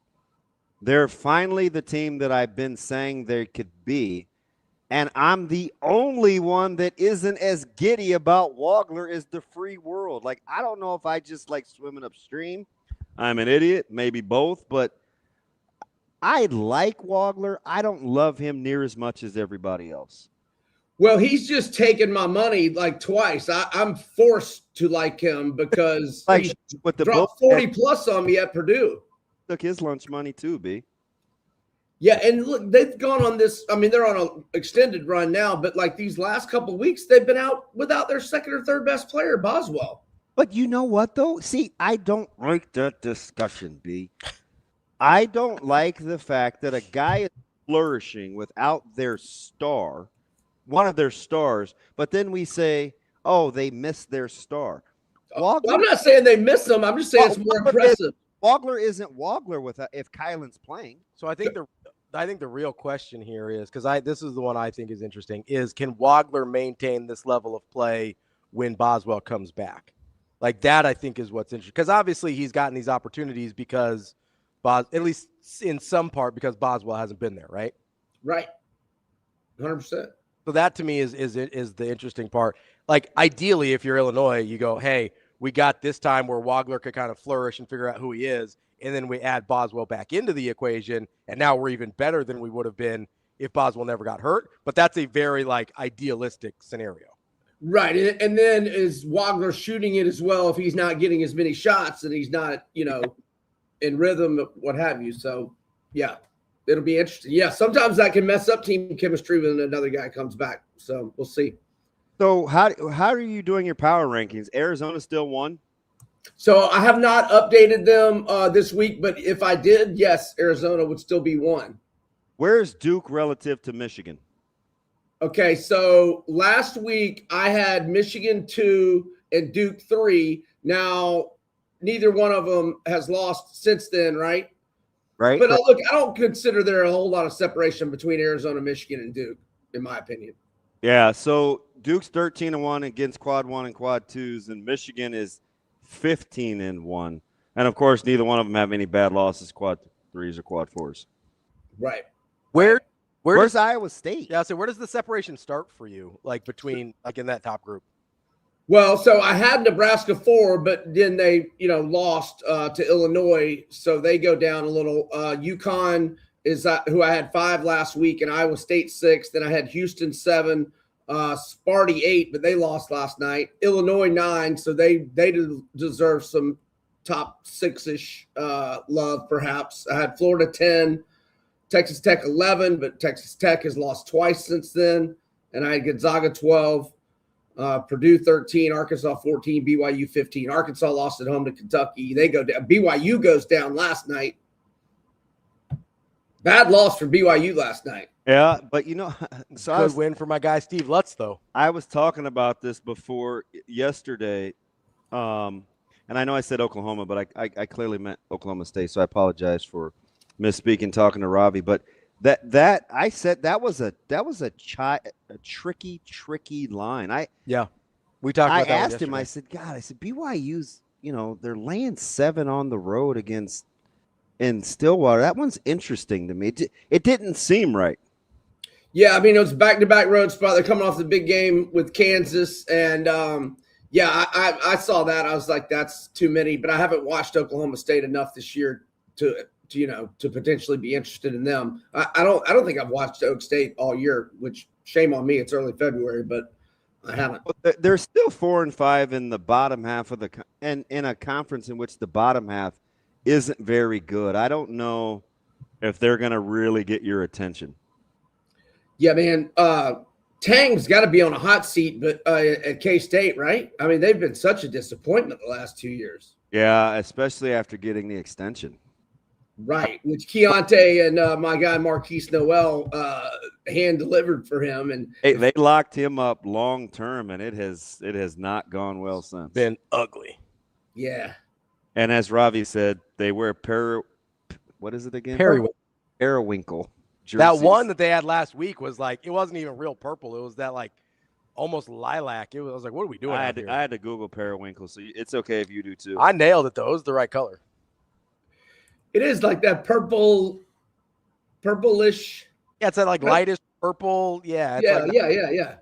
I mean, this is interesting because I want to start with some of your Super Bowl plays and the props, and we're starting to see them pop up this week, obviously with Super Bowl week. But did the Super Bowl sneak up on you, considering that 85,000 million quadrillion people will bet on it in some way, shape, or form?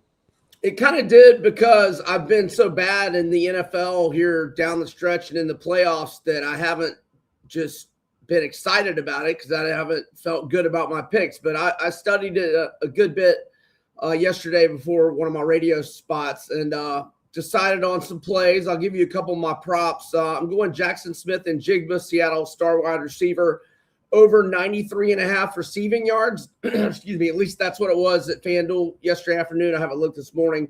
So in 12 of 19 games this year, he's had 96 or more receiving yards.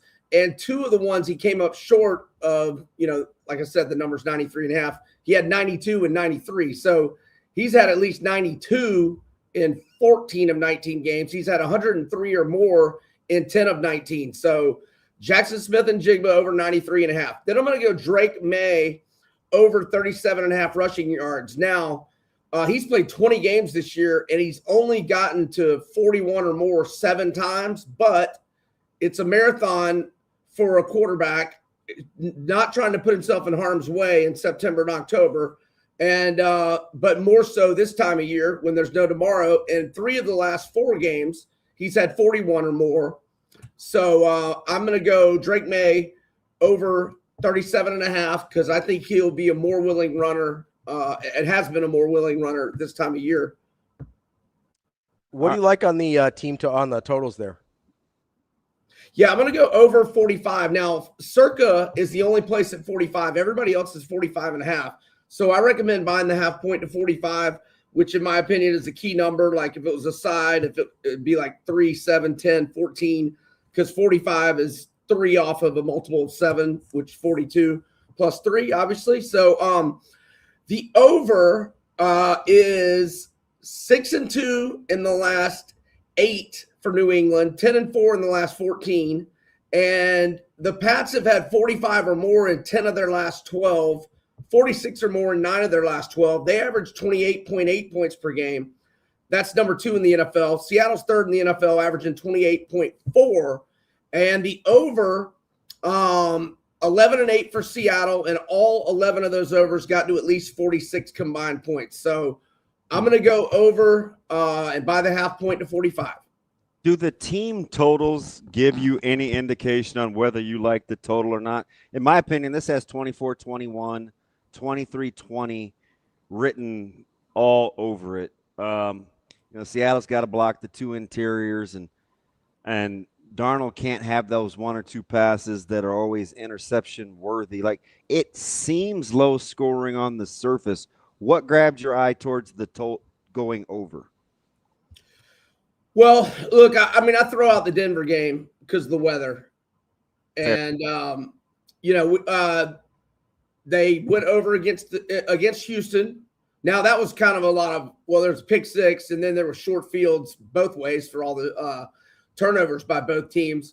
But, Seattle's just been putting up a lot of points here lately. And I think New England could score.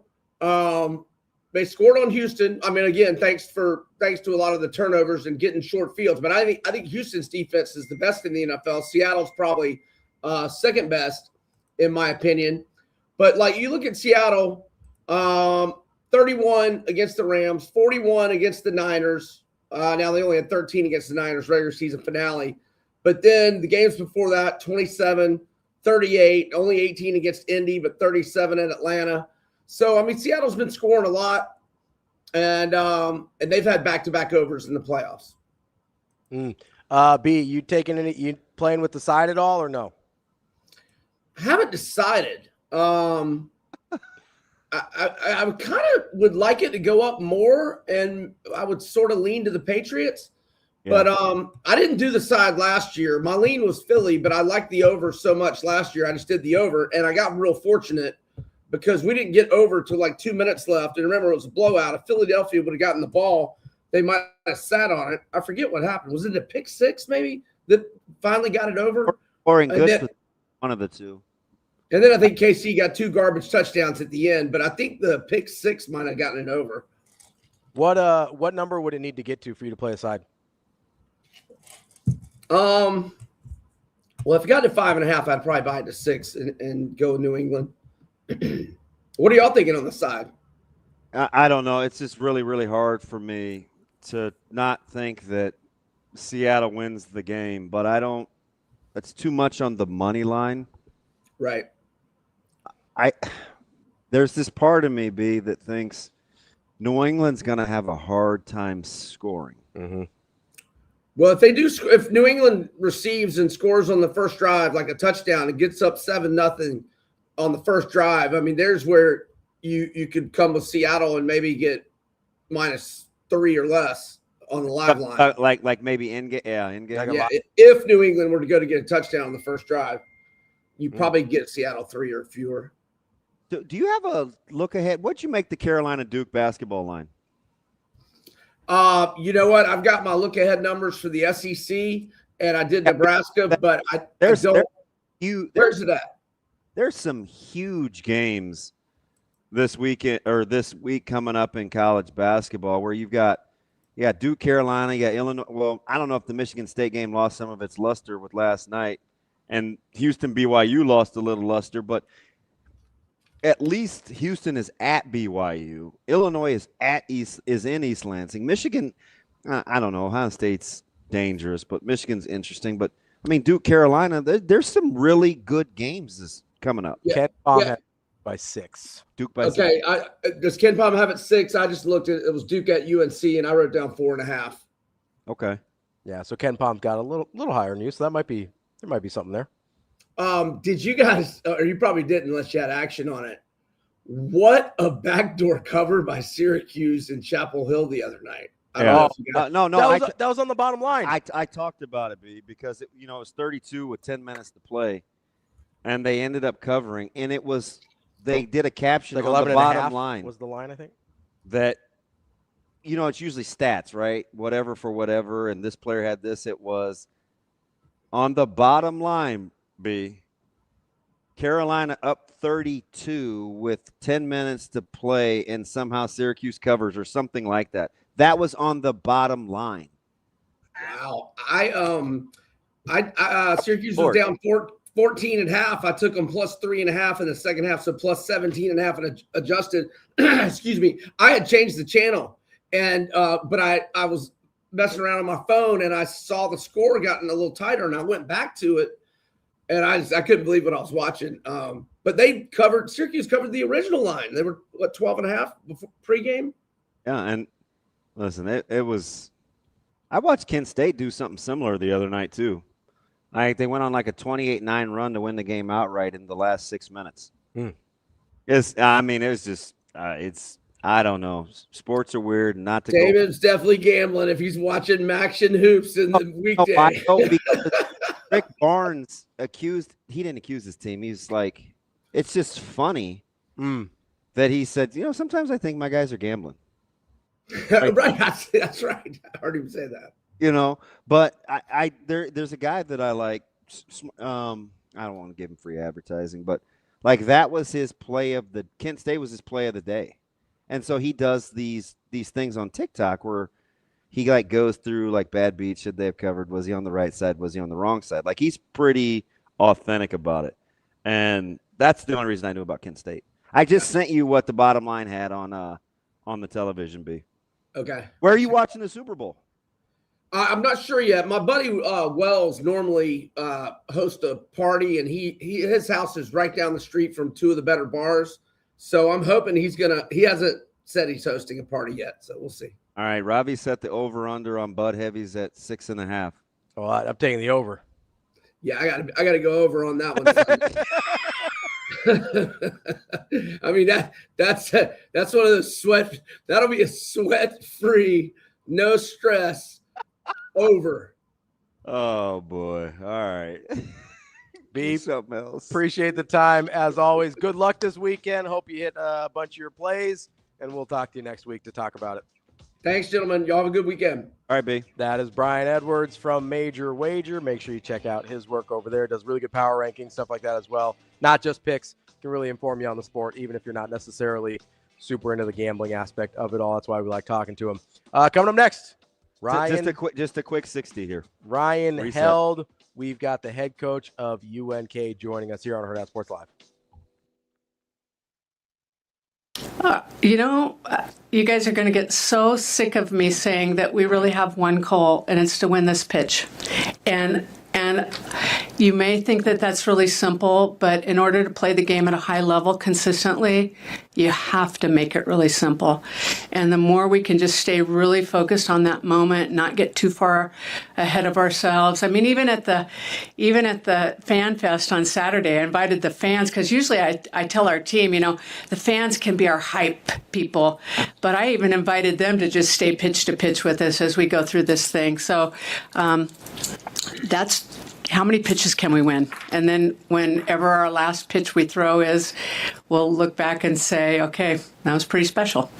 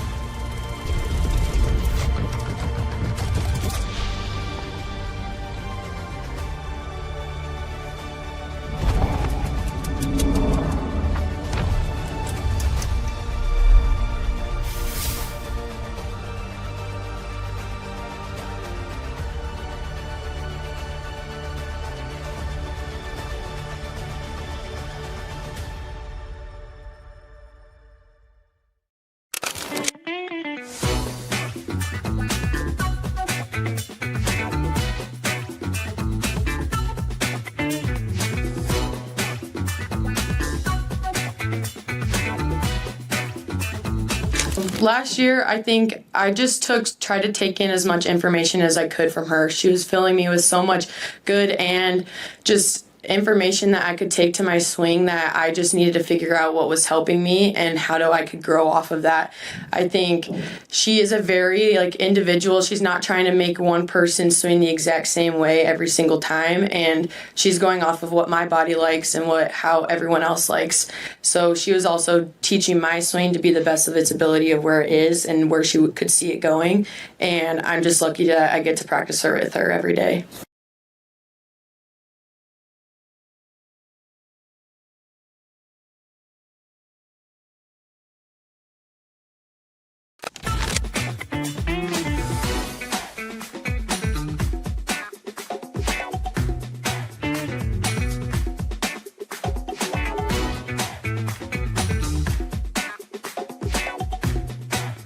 Yeah, like he said, that was not the play. But when I saw both players kind of jump to Ava when I turned, I didn't really see many defenders, and I just was hoping I was going to make the layup. Yeah, I mean, it feels pretty good. But I think my team they do a really good job of finding me early, and I think that's important for me is just to get early touches. I mean, it's not even me shooting it, but I think my teammates and my coaches just do a great job of telling me where I need to go, what I need to do, and then they get me the ball. So.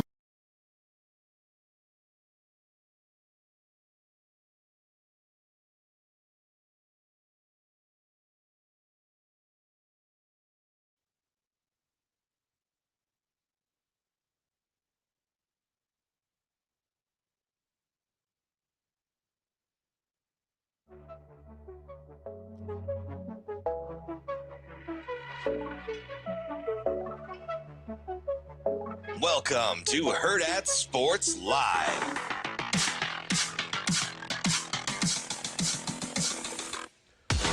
Welcome back, Hurrdat Sports Live, presented by Next Gen Male Medical. That's DBM Ravi Lulla here at Hurrdat Sports Bar and Grill. We are efforting Coach Held right now. That's on me. I'm going to eat that, Shane, just because it's easier that way. That's totally on me. Well, there's two different numbers, and I text him through one number, and I think Shane has the other. Gotcha. So there was a little miscamino. There was what? Yep, just call him, Shane. He's cool with just a call. All right, we'll see if we can get Coach Held here in just a second. Wanted to – I think Shane played a clip earlier, but I know we were talking about because you put him up on the stand. We were talking about Roger Craig last week. He's finally going to make the Hall of Fame. Yeah, I'm pretty pumped. My favorite. I'll say that's your guy. There's just zero question. Been Yeah. a good confidant. It's why you wear 21, right? Yep. Yeah. 100%. Been good to me, like as an adult into my 40s. I just hope. I told you he's not doing real well. Yeah. So, yeah. I'm a little mad that it's late, but that's just taking this me long. being. No, I get it. I mean, it's just me being selfish. But I am super happy for Roger Craig. Yeah, it's been a long time coming. You want to talk about guys? We talk about that every once in a while. Guys that were way ahead of their time in terms of skill set. RC. If that dude comes along in like the 2000s, we view him entirely differently. And he didn't quit when it would have been easy for him. When he got moved from running back to fullback. Yeah, I mean which was kind of a misnomer, kind of fullback, kind of not. Yeah, but that was that's a guy that I know a lot of people in Nebraska have a ton of fondness for. Obviously, 49er fan also. Gotta love me some Roger Craig. But first guy to overgo the 1,000. We think of Marshall Faulk a lot. I feel like we would think of Roger Craig in similar terms as that we do Marshall Faulk if he had come along later, as opposed to when he did. So, congratulations to our guy, Roger Craig. Super happy for him as a Husker fan, 49er fan, and just as a person. I know he means a lot to you. So that was super cool to see that information come out. That's good. It looks like we got Coach Held logged in, Shane. Is that right? We good? Yeah, we're coming to him here right now. Perfect. Oh, there he is. There we go. We got Coach. Hey, she works. All right. How are we doing, Coach? You're the What's smart. going on? This We can put a person on the moon. I finally figured out how to do this. So. Hey, listen, electronics have come a long way since Coach K, right? Oh man, I'm telling you, gee, many Christmas trees. You beat my head in at the old apartment complex on 9th Street. Oh man, those were the days. These kids don't realize old Bill Walsh football and Coach K. They don't realize that era that we were in. That was some fun times. Now, who was your squad again? I liked UMass. I was a Canby, Lou Rowe, Padilla guy. Who were you using? I think it might have been Kentucky or Duke, and I can't even remember who were on those squads. You remember on Bill Walsh, I was Miami, and I would snap it at 1. I would milk the clock because I couldn't stop you. And if you scored twice, I was screwed, but I would milk your butt out on that deal and just run wishbone, and it was 4 yards every play. That's my team. You were coaching way back then. Oh, no question. Strategy, baby. Unbelievable. So you leave the room to do audibles and stuff like that. It was wild times, Coach. Man, how you been? You're living your best life, man. Yeah, it's good. When we got let go at Nebraska, I mean, I was in a fork in the road. What are you going to do? And so I had a really good opportunity at North Alabama and went there as OC. And, we had a top 20-ish offense. And problem is we couldn't stop a runny nose. And we had the worst defense in FCS. And I ended up being the interim head coach there. I thought I was going to get that job. It didn't work out. And so I was like, all right, well, what am I going to do again? And I had a couple opportunities and they called me at UNK. And, I've been here 3 years now. We've gotten better. And this is a good place, good people here. MIAA football is big time football. And again, my why is I want to help these kids become their best version. I'm not into levels, whatever. It's good football here and I can, do that. And things are good. We had a winning season last year and we're in a good spot. And I'm very happy with where we're at. I'm pretty sure you got a chance to know Walter. And did he ever tell you the story of getting the call of going down the Stillwater? He was waiting he was waiting it out at UCF. It didn't really pan out. He went to school down there with Coach Frost and he was on the golf course. He had sat out a year. Yep. Okie State calls him. Hey, come on down. It was like the craziest thing ever. Like, is that not how college football is going? He literally, yeah. I mean, and you just see story after story. I mean, you could be in the classroom getting a phone call, whatever, the Clemson Ole Miss deal. I mean, you just don't know. I mean, that's why you got to be light on your feet, even at our level. I mean, I don't deal with, the NIL and all that stuff, but like this world could change. 1 minute you think you got a guy and the next minute some D1 comes in. I mean, heck, I signed a corner yesterday really good player. I won't put his name out there. And FCS school saw that we signed him. They know we know talent, and they try to backdoor me to, get on him. I mean, that's how this world is. Unfortunately, you just got to be light on your feet. You care about your players, but don't fall in love with them. Hey, that's why I always love talking. I mean, from day one, we're talking early 90s. Like, you just shoot it straight, man. Like, there's no fluff, no BS. And, like your players, you got so many of our guys down there. You got a great class that we'll get into. Like, they have to love the fact that they know right where they're at with you, just because that's your personality. Yeah, I mean, I think, kids nowadays, you can play this game. Just keep it 100 with them. I mean, that's what they want.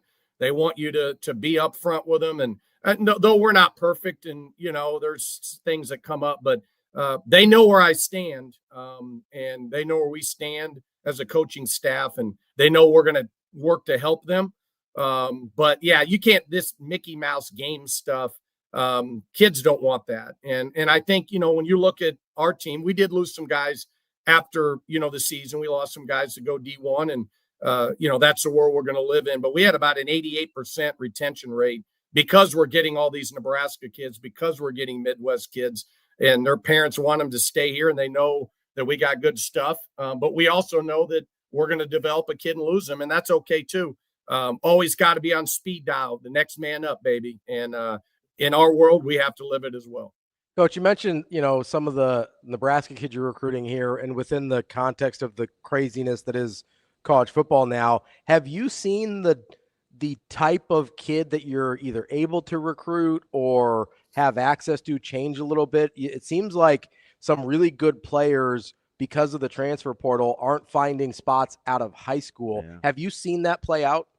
No, there's no question. I mean, it's great for us. I mean, hey, come on, baby. I mean, this is a great spot for you.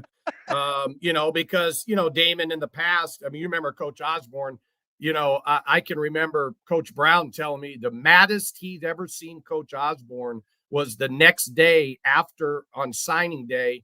And he would look at that signing class. And if a guy went to Colorado State or Wyoming and he was an in-state kid, that's the maddest he got. Yeah. I think I'm over exaggerating, but and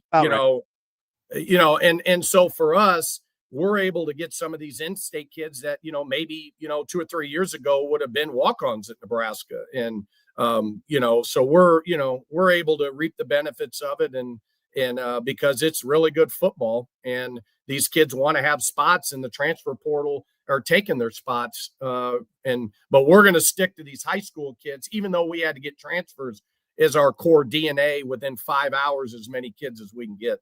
It's unbelievable. I have always, one of the things I'm dying to know is you've always been good at the recruiting thing. And part of it is your relationship building. Part of it is like, obviously, the communication, which is the relationship building.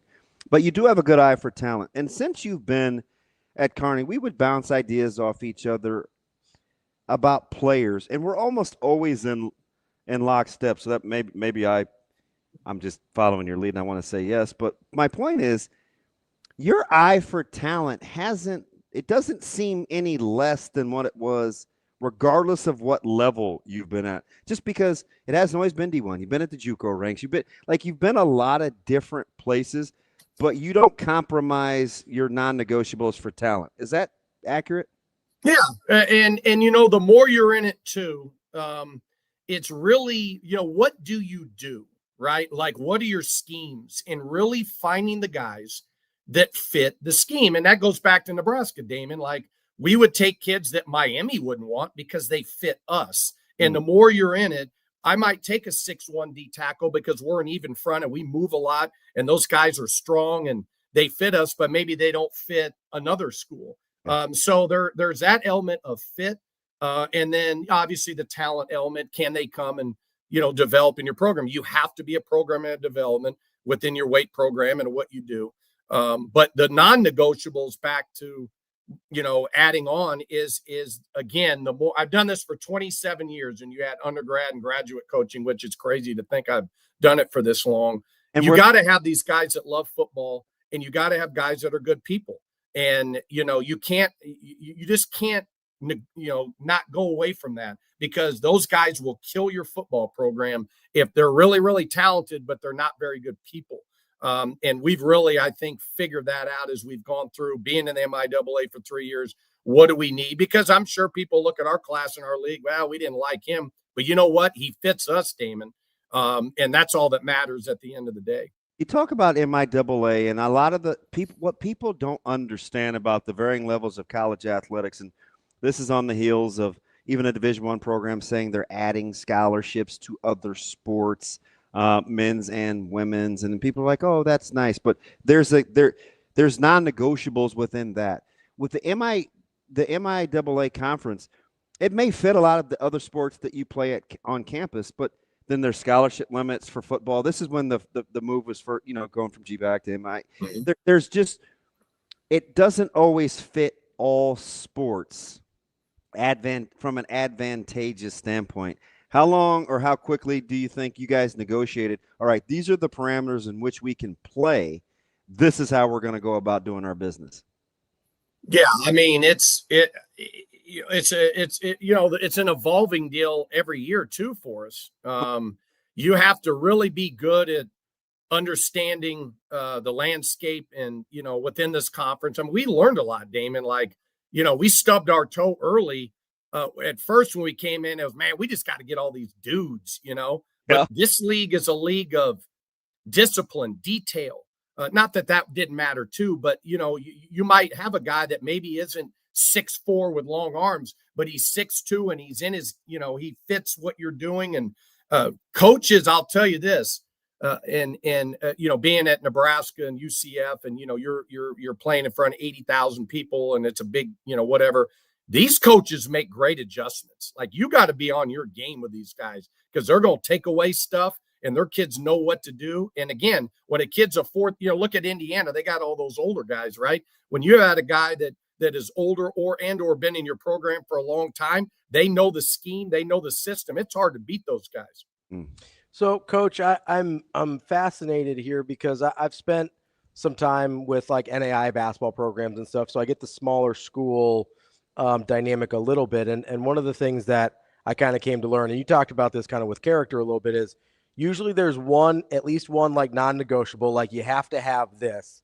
And then when you're dealing with, kids that either aren't going high major D1 or whatever, there's usually one or two things where you're like, oh, I can work with that though. Is there a thing you've sort of identified where it's like, I can deal with a guy that's 2 inches too short and 20 pounds too light, but I can't deal with this other thing? Like, have you narrowed in on that part of it at all? Well, yeah, I mean, there's the off the field stuff, what are you willing to work with on that? Yeah. And not to get too into depth into that. I mean, I think we can all imagine there's certain things that, we're not going to touch with a 10-foot pole. When you're talking to a coach, I will say this. So, obviously we're going to do our background, and every coach should do this. I'll tell you this. Here's the amazing thing. You won't believe this. So there's kids that have left our program, right, and gone elsewhere, and not one coach from that institution has even called me to ask about him.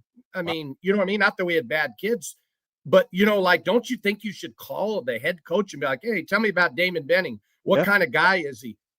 Numerous times. And it makes me laugh. Like, we're not taking a kid unless we know about this guy, because they can come in and ruin everything, right?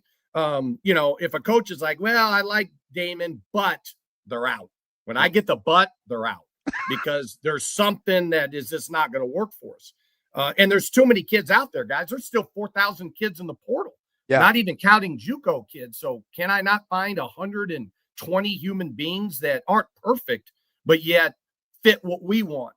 And there's just certain things, again, I won't go too into depth, but I'm just not going to deal with, there's too many kids I don't have to deal with that with. And right now we have 110 kids in the program. I mean, we're rolling.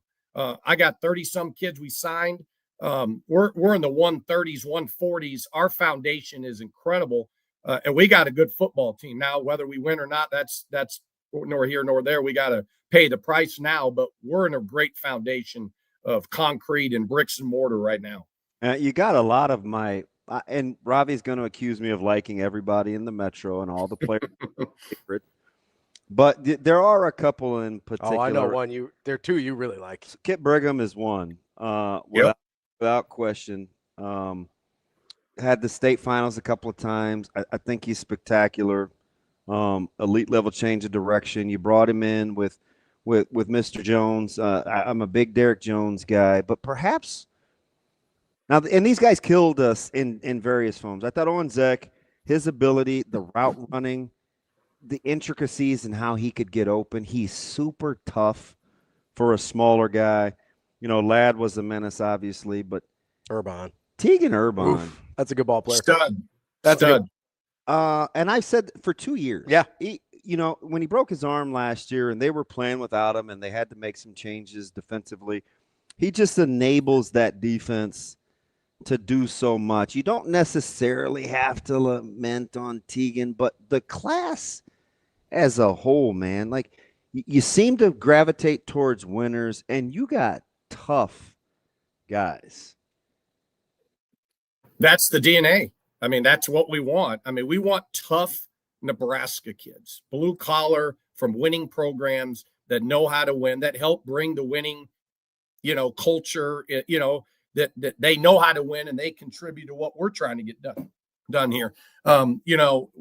When I took the job, one of the main things I said in my press conference 3 years ago was we're going to get Nebraska kids. And we want to build this similarly to a South Dakota State, how they build it, North Dakota State, those Missouri Valley, tough, physical, discipline type teams.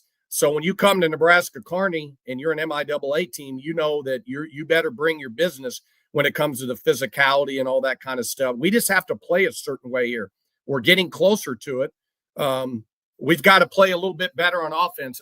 I'll bring a name to your deal, Damon. Isaiah Harris. All right, Isaiah Harris was the best player in Division II. Listen, he had 700 yards through 4.5 games before he got hurt.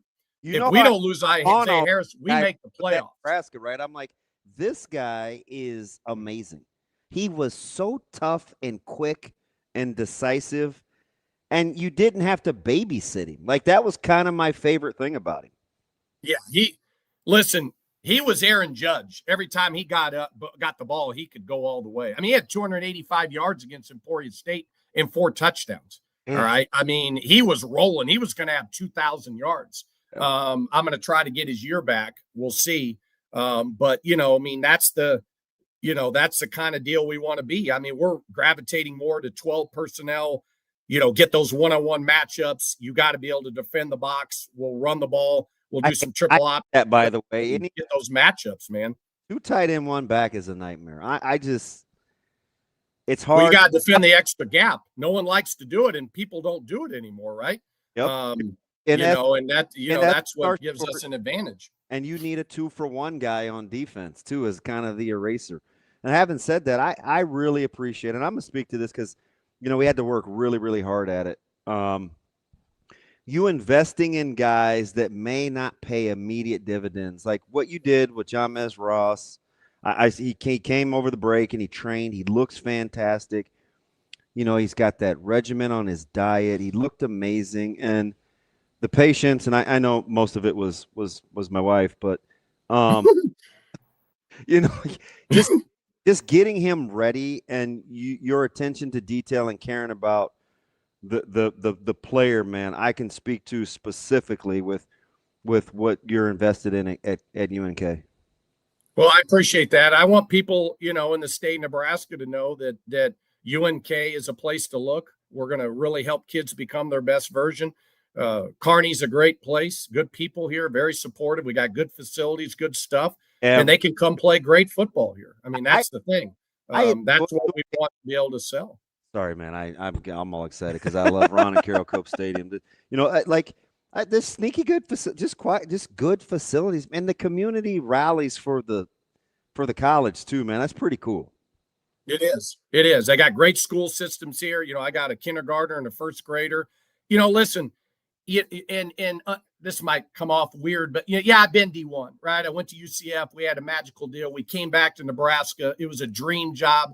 we didn't get it done. It'll bother me till I go to my grave that I was a part of a deal that we couldn't get Nebraska back. And it bothers me, but it didn't happen. So, but I'm very happy. And that's the thing about coaching now is it about the money? Is it about the level? Is it about the glitz and glamour? No, I want to be somewhere where I'm happy and help kids and get to coach ball, man. Give me a whistle. Let's go. Spot the ball. Let's play and let's go have fun. And that's what we're going to do here. Life's too short. I'm going to enjoy it as long as I'm blessed to do it. God has been good to me, and I'm just going to keep doing what we're doing. I got to give your athletic admin, your staff, that department has to be incredible. And I'm going to say I'm a little biased, right? I obviously think the world of you, how you've recruited the Metro. The football is different, though. I look at basketball with, I'm a big Levinson fan. I've known him half my life. Mitch Runco, Coach Caleb. You got Trey Hepburn down there. Coach Thomas, Coach Fuller. Like the way that you guys are kind of growing the department, committing to win is impressive, too, because even that basketball staff has a similar mindset. No doubt. And Marty does a great job, and he's building his program and getting the kids that, fit him. And that's obviously been a historic program here. And, it's easy, simple enough. It's just a good place. You know what I mean? Is it the best? I don't know. I mean, make it what you want it, but it's just a really good place. And the sky's the limit here. And, and what's fun too, is I've got Wayne State and Shadron on the schedule. I felt it was important to get those guys. We play Shadron for the Good Life Trophy. There's an actual trophy. Actually, I can maybe show you. You see it right there? There. Right there, the Good Life Trophy. And I hope that thing stays here every year, but we know that it's a battle to play Shadron. They do a great job, but we want to play these in-state schools and make all the, the state of Nebraska, instead of us going to Minnesota for a game. Let's play Wayne State, baby. They're a good program. Let's keep it in state. All these Nebraska kids that either were teammates or get to play each other again. That's what makes it really, really fun. How close are you, do you think? And maybe you can't speak on it, but and there's a couple of you guys that I love that are doing this. Coach Jackson's got he's waiting for a ruling too on a player. Can you give me some hope on Isaiah that I get a chance to watch, Ike? Like, when are they going to give you a ruling at least? Well, we're finalizing the actual waiver part of it. I think there's one more piece we're missing, so we will submit that very soon, probably in the next week or so. And then it'll come back. The thing that he has is it's trying to get the year back, and then where a little bit of a hurdle is the semesters. Because remember, he was at Nebraska, and then the 1 year rule first got there, didn't do anything, so we're out of semester. Can you get a denied the opportunity clause? Can you get does it fall? Well, it's all figured in there. Okay. In the whole thing.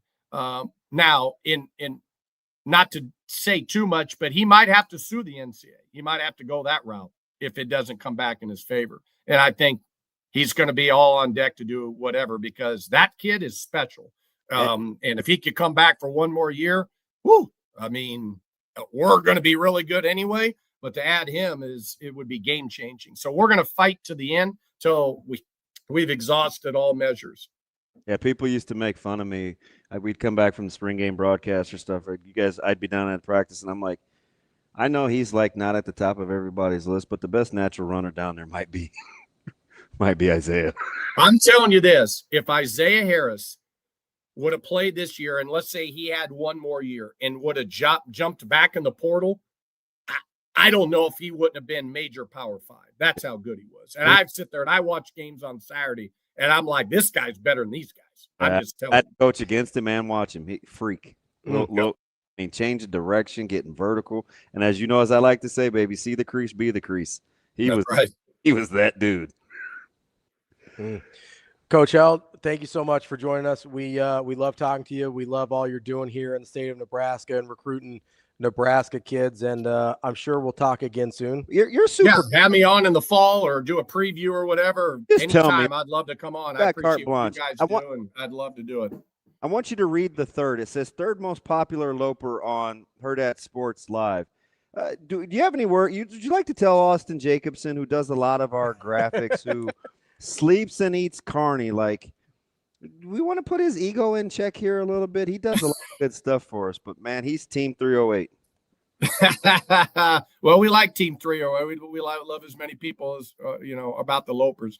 But yeah, Austin does a great job. Got a great relationship with him.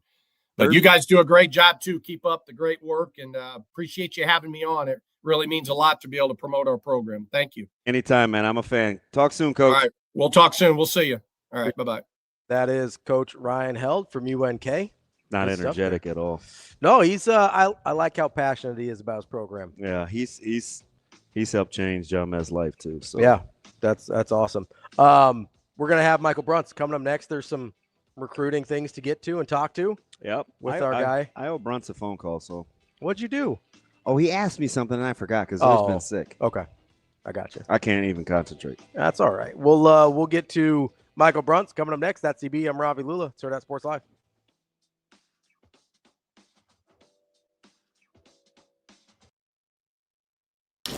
You guys are going to get so sick of me saying that we really have one goal, and it's to win this pitch.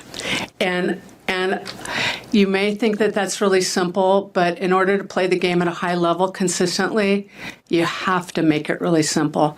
And the more we can just stay really focused on that moment, not get too far ahead of ourselves. I mean, even at the Fan Fest on Saturday, I invited the fans, because usually I tell our team, the fans can be our hype people, but I even invited them to just stay pitch to pitch with us as we go through this thing. So that's how many pitches can we win? And then whenever our last pitch we throw is, we'll look back and say, okay, that was pretty special.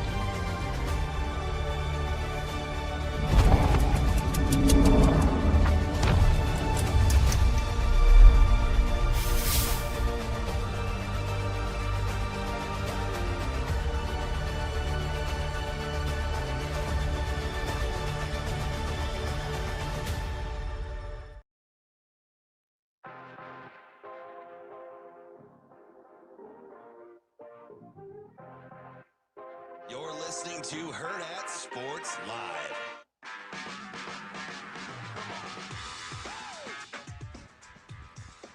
Welcome back, Hurrdat Sports Live. That's DB. I'm Ravi Lulla here at Hurrdat Sports Bar and Grill. We are joined now by Michael BRUNTZ of Husker 24/7.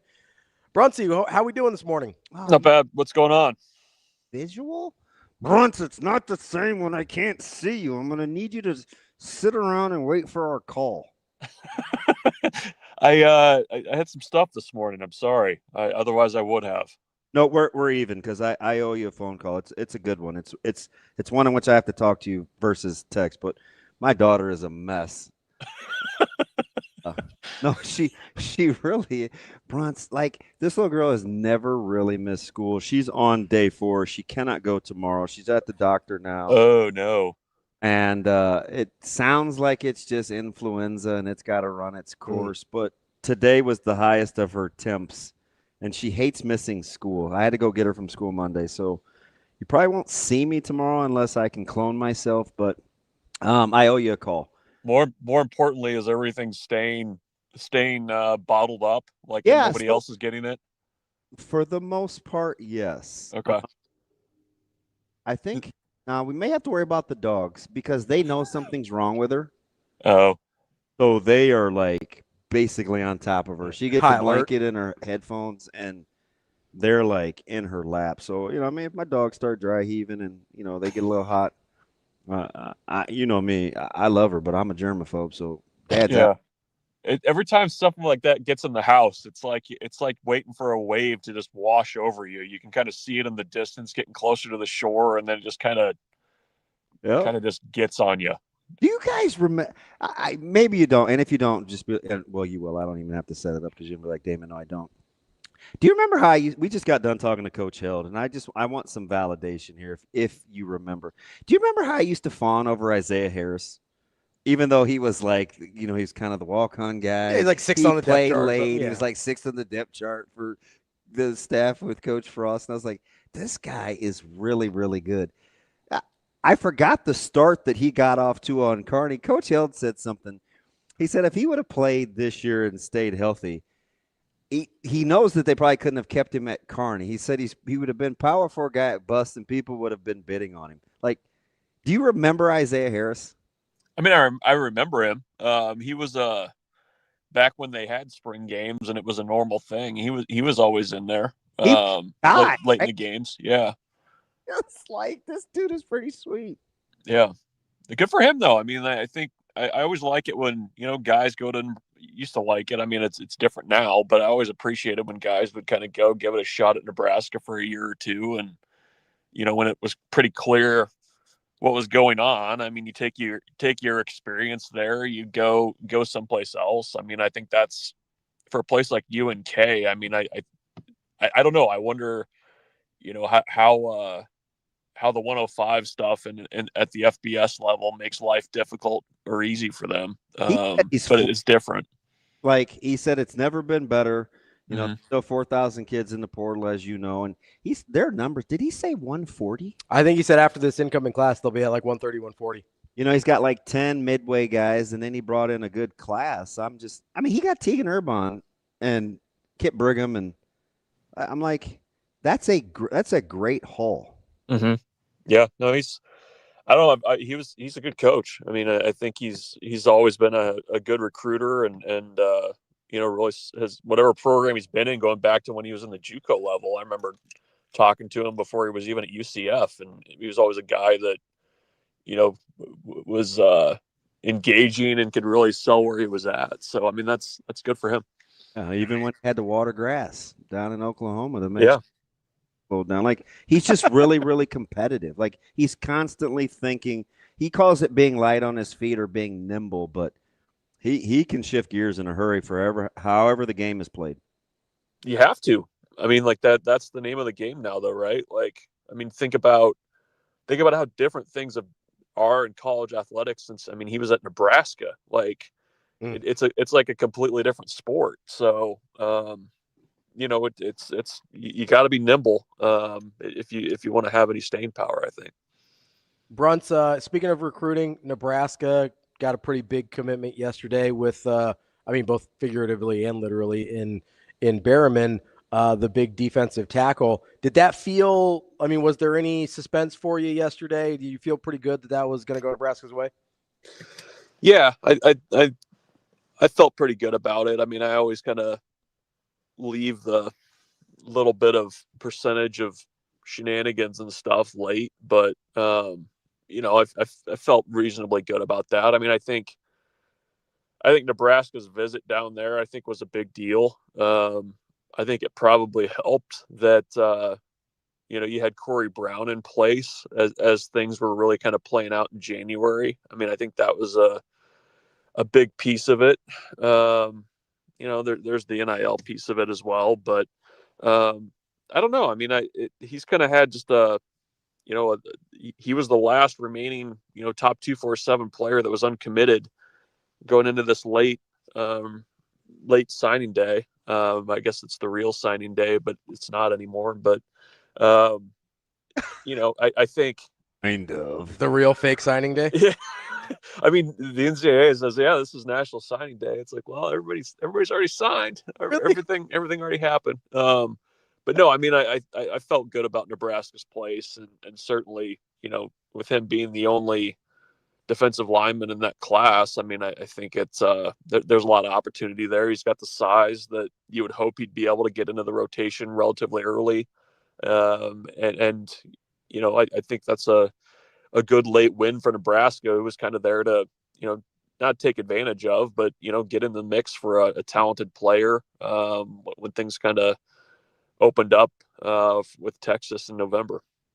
BRUNTZ, it's interesting is this class is it's obviously finalized and it's rounding into it. I've been asking this, and I started with you about kind of the optimism or pessimism heading into 2026, because I think I'm not going to go hyperbolic and say negativity is at an all-time high, but I do think people have kind of made their minds up and they're now pitting it against the schedule too. So it's a little more doom and gloomy, right? Everybody's kind of gone to their bits and their shticks with pods and shows, and it's not going to work. And like people have kind of nestled in, because I think it's safer to say it's not going to work than it is, because it hasn't worked in however many years, right?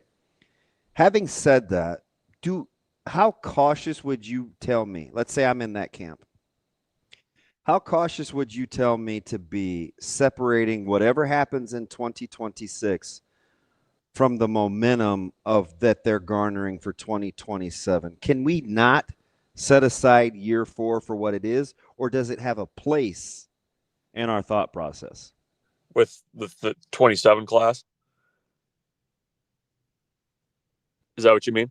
Yeah. I'm sorry. Yeah, no, I mean, it's part of it. I mean, I don't think you can completely separate it. Could I get excited again about 27 and the fact that they have 43 sophomores now that will be juniors in 27 without being an apologist for you better win in 2026, because it's critical? Yeah, I don't know. I mean, I think I'm still trying to figure out what reasonable expectations are for 26. Like, I mean, I think the schedule's tough, but you knew it was going to be tough. You need to kind of, I think in 26, you need to show the progress, more forward progress, whatever that looks like. Because I think the problem that you're always up against, the season's kind of happened in a bit of a vacuum, but I mean, the way that 25 ended, didn't leave you feeling good about things and the way that things played out, and the way that things are going. You obviously have made a lot of changes, overhauled some areas. But no, I mean, I think with 26 and 27, I mean, I think you can be excited about, the breakdown of the classes and how many guys are going to be juniors in 27 and what you're building towards. But I think you also need to, I don't know. I mean, can you nowadays count that far ahead? I mean, it's almost year to year free agency now. With the, the way that, rosters are put together and guys moving and things like that. I mean, I think you can kind of keep that in the back of your mind that, yeah, like you were a young team last year. You're older now. You're trending to being even older in 27. But I mean, I think sometimes in college football nowadays, your ability to stay old and keep that momentum going is based on, what you can do when those guys are younger. So I think you do need to show, in 2026 that things are still moving in the right direction and that, you get that momentum back or perceived momentum. Like I think you have to, because I think you can kind of say, yeah, I mean, 27, yeah, looks good. You got a good recruiting class that, is starting to form, for that year as well. But I mean, it's on paper to be like top 5. Right. But I mean, I think you gotta, it's not two different things. I mean, right. I think you got to be able to show it on the field too in 26. Right. So let me ask you this, BRUNTZ, how much of this has to do with if we can see, like get a visual? Because I think the fan base has a good understanding of what good football looks like. And I don't know if you have specifics about, or if they just don't do this, or if they stop doing that, or whatever. But is there a way that they can look or play in 2026? Like, do you want a clear identity? Do you want to see the defense look a certain way? Do you want to see the offense establish its identity? Like, are there things that can buy goodwill time that are independent of the record? Yeah, I mean, you don't look like you looked at times in November. I mean, is it that simple? I mean, like, I think we were looking. I think. I mean, maybe. So I think of specifics. Like if I think you were, if I understand, if they're power play action, So- or they're good against the, or my I don't thought know. it was like run defense would be a huge one. Like if you're really Yeah. good at run, that gives people a ton. Like you get a lot of leeway in Nebraska if you're good against the run and can run the football. Like if those two things are true, I get it. you get a lot of leeway. I think I What do, if special teams is good? Will we exhale over talking about things that we don't have a good idea on, like we've been talking about the last 2 weeks with Ekeler and Maher and you know what I think would buy a lot of goodwill is if the things that you have made changes to, if the changes result in good football. Oh, that's a good point. That's a good one. That's a good point. Is that fair? What does that Like- stylistically the type of quarterback you have? That mean, well, you were just talking about run defense, and I Sure. think you're right. Like I think Huh. part of what I think was probably the most jarring piece of the way that November played out was just how outclassed Nebraska looked in that area, and just didn't look like there was a plan. And I think if you can point to changes that you've made as okay, this was a successful change.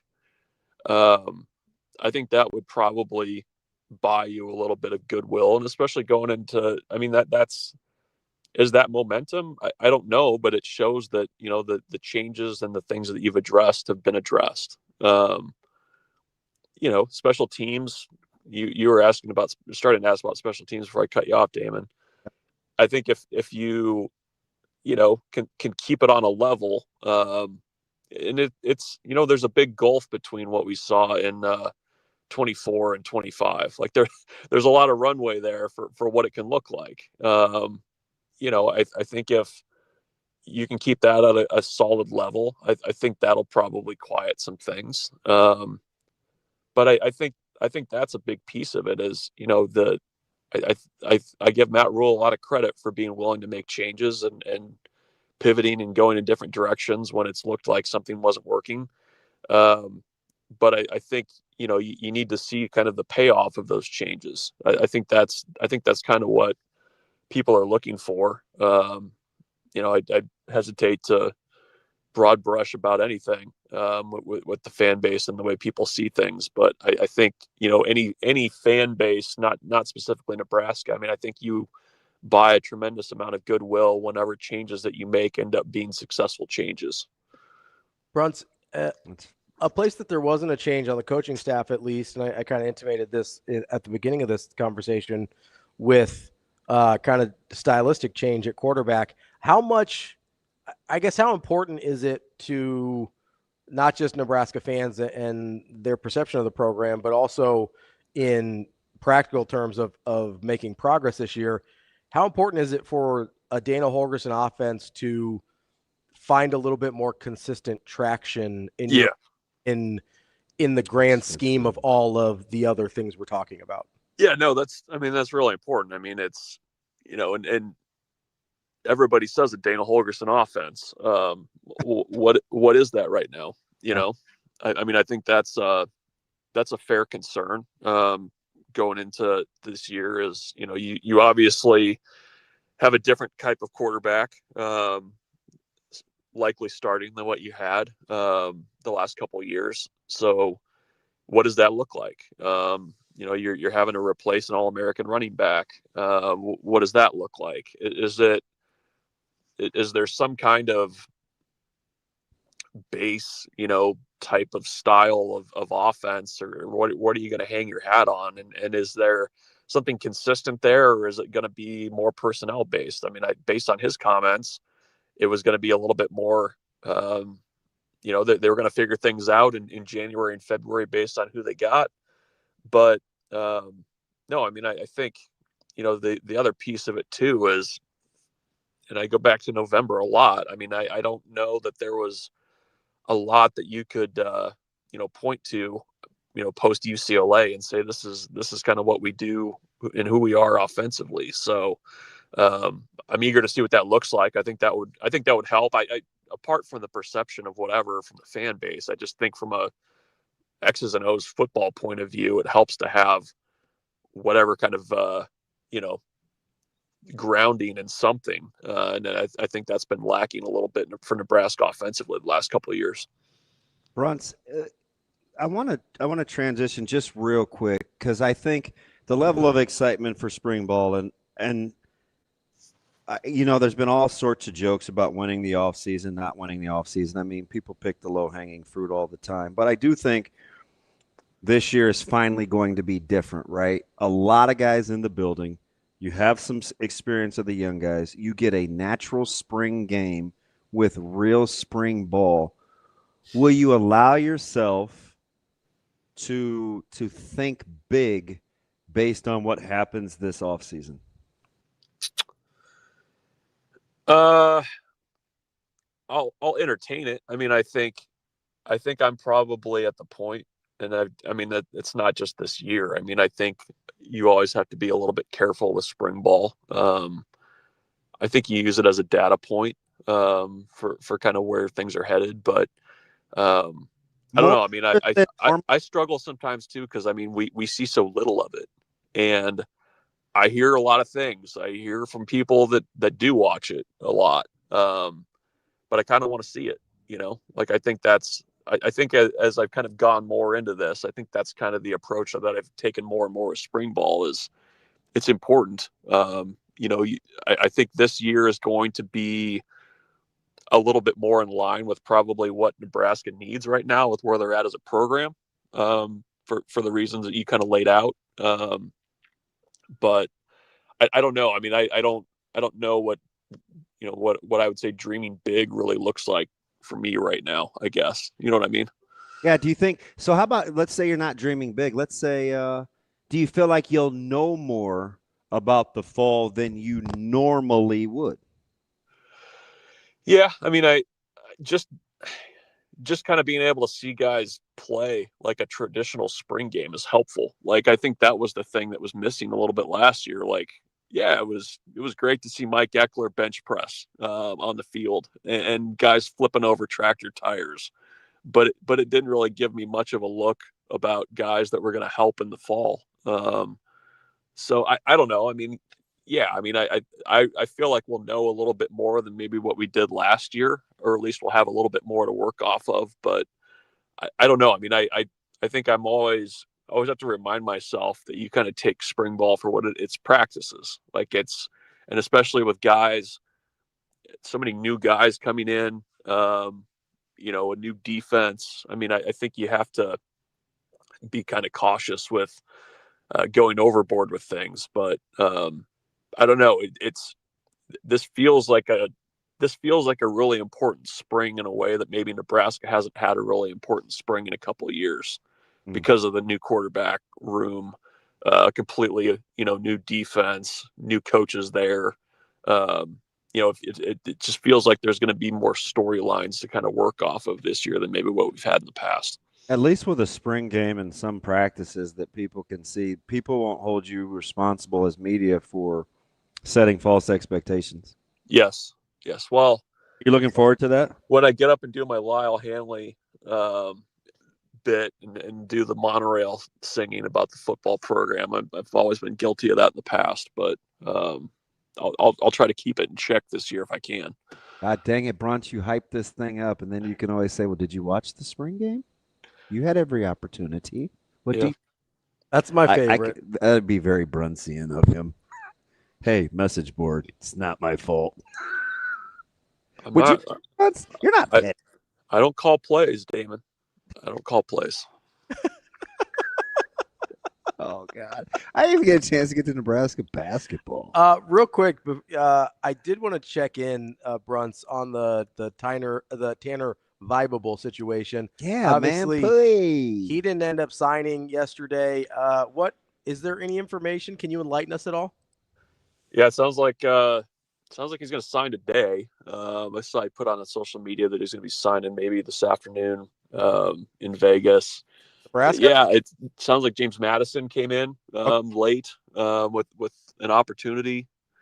For him, it was kind of it's an interesting situation because, coming to Nebraska, I mean, you kind of can see things lining up, right? Like you've got Calandria, you've got Kalen, you've got Latif as well. I mean, there's kind of a crowded room there. So kind of a balance of opportunity and kind of how things shape up. I mean, you got Trey Taylor in the class behind you. So I don't know. I mean, I guess Nebraska made sense at the time, but it's got good numbers. I mean, the film's good, so team's looking around, I guess. I kind of like it. I kind of like the off. I think the film's pretty good. Yeah, it's not bad. And here's the deal, BRUNTZ. I'm gonna say this because we're in the True Trust, and I'm just gonna keep it real because obviously since the university's never given me a check, but they keep me on a leash. Trey Taylor needs competition. He needs young competition. And if I'm advising Trey Taylor, I'm probably backing it down off social media a little because I'm not a fan of any assumption. And I'm not accusing him of assuming he's going to be the guy. But I think the more young, good guys you have in the program that appear to enjoy competing, the better it is for everybody. That's fair. Right? Like, I like that's what if I was in the advisory role, I would say, hey, let's Simadonna over here. I get the fact we want to corral this and do that and set up this, but we need to be self-aware enough too that the more we put out there, the more we leave ourselves open to interpretation. Right? So we need competition to kind of recalibrate us. You know what I mean? Yeah. Well, and it's at that spot, it's always interesting too. I mean, like if you're a 26 guy coming in, I mean, at that quarterback spot, and this is not just Nebraska either. I mean, like, I don't know that you can assume what things are going to look like, 2 years later. Right. Exactly. And I'm not talking about guys coming in behind you, but, all of a sudden, there's three guys in the group in front of you, who are older than you. I mean, it's not a given nowadays, and probably more of a probability that a lot of those guys won't be there by the time you're a sophomore. Like, ask some of these Power 4 coaches about trying to keep 3 quality quarterbacks in a room. Well, that's the thing. Like, it's virtually next to impossible. Yeah. I use James Madison. Like, that's who's winning. Yeah. Well, and it's to tie it back a little. I mean, it's not UNK, but it's a similar situation. It's like, do you go and, you're going to sit for a couple of years, or do you have more of an opportunity to put some film together and maybe start moving up if that's what you want to do? I mean, it's a different approach nowadays. That's Michael BRUNTZ, Husker 24/7. BRUNTZ, appreciate the time as always. Good stuff. We'll talk to you next week. Yep. See you guys. Thanks, BRUNTZ. That is Michael BRUNTZ from Husker 24/7. And that is the show for today. DB, how you feeling? Today, I'm in a better mood than when I got it. I'm in a really good mood now. We started a little rocky. It's not you. It's not Shane. It's because Jacob is now here. Well, yeah, I know you like him better than all of us. It's okay. That is a fact. Even though he probably wouldn't have gone on a field trip with you yesterday. No, he would. So JP would have been like, DB, what are we trying to accomplish here? What are we doing? I'll be honest, that crossed my mind a couple times, but I don't know, JP. It was very soothing to be at a processing plant. See, that's where people get concerned about your mentality. Like, why is that a soothing experience? I want to know the DB? business, man. Margins, math, attention yield. to detail. Exactly. Big yield guy. I'm a big yield guy. If you need some attention to detail in your health, make sure you go to our friends at Next Gen. You want a large yield? Mayo Medical. That's certainly true. These are the guys. At nextgenmmc.com is the place to go, whether it's weight loss, whether it's testosterone, whether you just need to feel a little better, sleep a little better, whatever it is, they've got you covered. nextgenmmc.com. Stick around for a few minutes. Jacob and I are going to touch on some Creighton basketball. DB and I will be back tomorrow. Hurrdat Sports Live. Yeah, we wrestled well some matches. Could have, there's some matches you always look back and say, hey, we wish we would have done this, but that's why we went through this gauntlet of matches. The last 4 or 5 duels are really challenging, and so that's only going to make us better. And I thought we wrestled well in some spots, and we have some improvement to make. So yeah, it's good. It's good. It's why you wrestle this type of schedule and why you're in the Big Ten, and it's only gonna prepare us for postseason.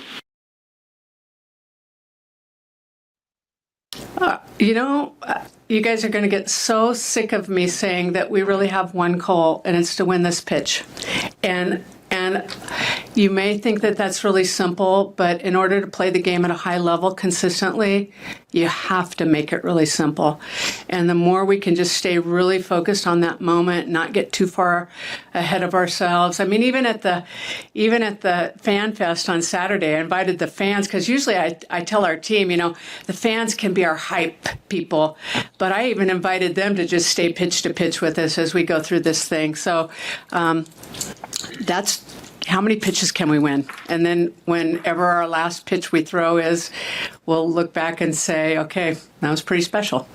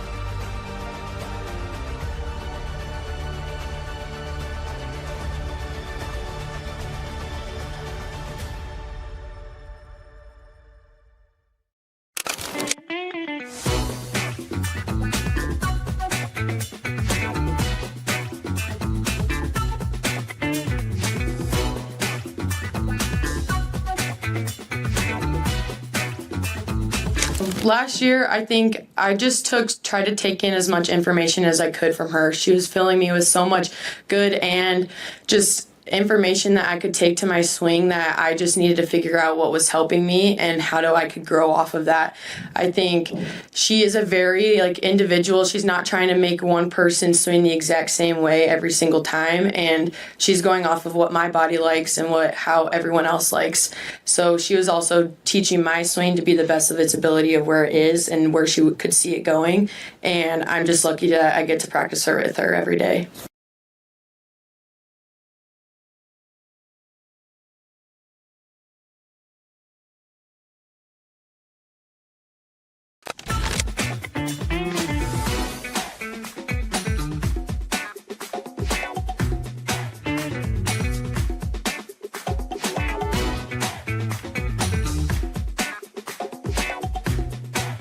Yeah, like he said, that was not the play. But when I saw both players kind of jump to Ava when I turned, I didn't really see many defenders, and I just was hoping I was going to make the layup. Yeah, I mean, it feels pretty good. But I think my team they do a really good job of finding me early.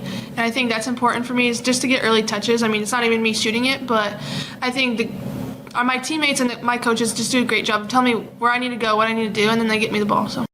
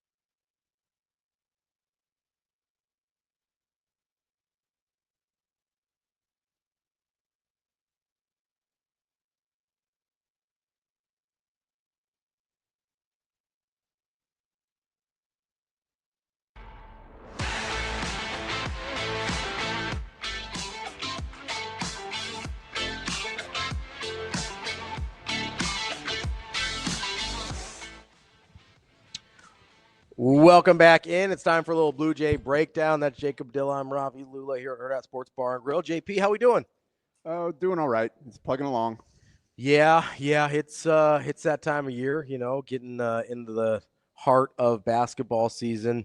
I know you've got a lot of responsibilities with preps coming up as well here, but want to stick with Creighton here for a minute, and let's just start with the men's team and the Josh Dix part of this whole thing. I know I talked about it a little bit this morning before DB got here, but obviously just really tough news for not just Josh and his family, but seemingly for the entire Creighton program. Greg McDermott sounded really, really emotional when he was talking to John Bishop last night, and John sounded emotional too, honestly. Just a really, really tough situation all around. Yeah. And I mean, this is something she's been fighting for years. Yeah. And a huge part of why Josh came back and committed to Creighton was so he could be close to home and spend this time with her. Yeah. Because her health had continued to deteriorate. I didn't know it was to this. I think she went into hospice the night before and then morning of her. So it happened pretty quick. It seemed I didn't know we were quite to that stage. Yeah. Mac said that he got to see her on Sunday, but on top of it, he's been dealing with the flu, so he hasn't been able to spend the last couple of days. Yeah. Like he didn't practice Monday or Tuesday, went out there, and so not only that, so he's sick. He gets that call Wednesday morning, and Mac said that Creighton lined up a flight to get him home. They were gonna try to figure it out without him, and he's like, "No, I'm staying. I got to be with these guys, and we got to compete." And ultimately, Creighton didn't get the win, but hopefully, and obviously, some of the shooting struggles continued, and it's very understandable at this point. Yeah. So he didn't quite get the kind of the Storybrooke ending coming out of this game, but hopefully, just being on that court with his teammates provided some sense of solace for him and for the team and for everybody involved. Because Mac talked about just how much it impacted everybody. Like how close they are with Josh and Blake Harper. Again, we just talked about. I mean, I wrote plenty about both Josh and Blake, and focused on Blake at the during the peak out because of the situation with his mom. And so now, he's lost his mom in 2023 for people that aren't aware. And then at the pink out, he had just a moment where it hit him before the game in the locker room. And Mac talked about just how the teammates rallied around him, picked him up, and he went out and made the star and played well.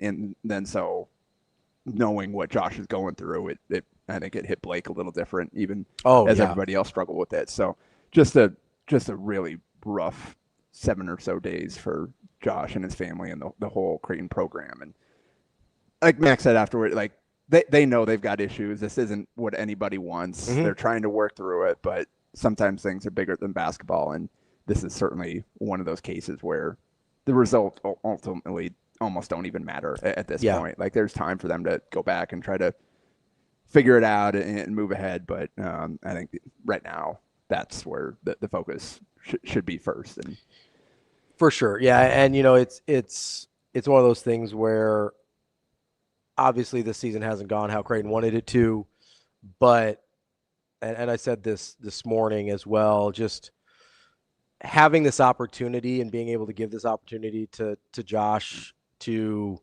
play near his home and get to spend this extra, 8 months it's been in the same basically city as his mom. Like I'll count this season up as a success on that alone. Like I don't know what the final record's going to be. I don't know. I mean, doesn't seem like they're going to make an NCAA tournament. I have no idea what that looks like in terms of other postseason opportunities, but like that alone to me it's like, I'm going to call that a win, whatever that looks like. And I encourage just go check out my gamer on Bluejay Breakdown page on hurrdatsports.com. I steered away from the typical basketball analysis just to talk about Josh and his situation and kind of lay out, like you mentioned, that Greg McDermott, just the emotions that he was speaking with John Bishop after the game. Yeah. Obviously, they didn't send any players to speak anywhere. They were trying to get out of there and get everybody home. And but I've heard Mac get emotional at times, never quite to that degree. No. And like he was struggling at the start, struggling at the end. It was jarring. Yeah. Because you just don't hear him like that. And this is a guy that's been been here for 6 months, been a part of the program for like 9 months, and it's clear how much of an impact that he's already had on McDermott and the program and his teammates and everything. And not surprised, like just knowing the kind of person Josh is, and like having, I mean, the first time I saw him play he was a sophomore in high school. So it's kind of, I've been able to kind of follow his journey from afar over these years, and it's just unfortunate. Like this, you wish that everybody always got what they deserved and that the work always was rewarded. And this season for Josh is just hasn't gone that way. It just has not gone, like it just doesn't, the lid on that rim for him. I was so glad that he finally got one to go, that step back, his bottom of the net, because he had missed 19 straight threes. This is a guy that was a career 42% 3-point shooter at Iowa.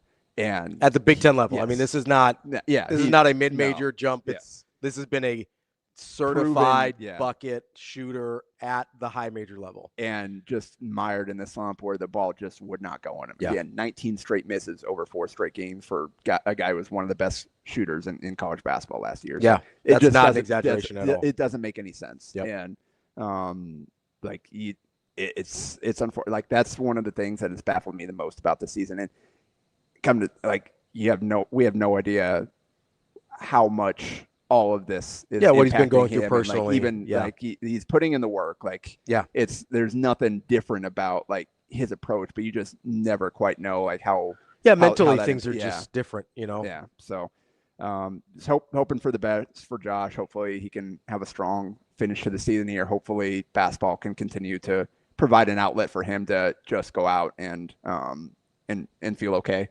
And spend time with teammates, and hopefully he can again find some solace in that. Yeah, absolutely. Hoping the best for Josh and his family as they move forward with all this. Kind of moving into the game itself last night. Tough one, obviously, for Creighton. Had the lead at halftime. And a 12-0 run early in the second half, and then just never kind of got away from them, and they could never really climb back into it. Showed a lot of fight at the end there. You mentioned the step back three with like right at 2 minutes left from Josh Dix. Fedor Zugic hit a few shots to try and keep them in it. He was dealing with the flu too. So like again, everything that can go wrong with this program has. I was at practice Monday. Alexei Dmitrievich, who obviously isn't even playing this year, he went down with an injury early in practice. So like they're even losing guys that aren't in the rotation. They're losing guys that are helping them prepare. So that's just kind of, and again, like Josh and Fedor, like Fedor left that practice on Monday early, didn't practice on Tuesday. So you've got all this stuff going in, but down the stretch there, you saw them continue to fight, even though like there was probably no way that they were going to be able to make it all the way back. But they play until the final buzzer. Yeah. And that's, I mean, it's tough, right? When you have certain expectations for a team, and the expectations for this team were high. They brought in a lot of talent. A lot of that just hasn't worked out. Obviously, Owen Freeman only played 6 minutes last night. He's been the most glaring example of things not working out the way kind of you wanted it to. But it's kind of across the board, right? Like obviously, we talked about the season Josh Dix has had not being what you thought it could be. Owen Freeman, that has not been what you thought it would be. Jackson McAndrew hasn't played all year basically because of the injury. Hudson Greer, was he going to redshirt? Was he not going to redshirt? Now he's playing.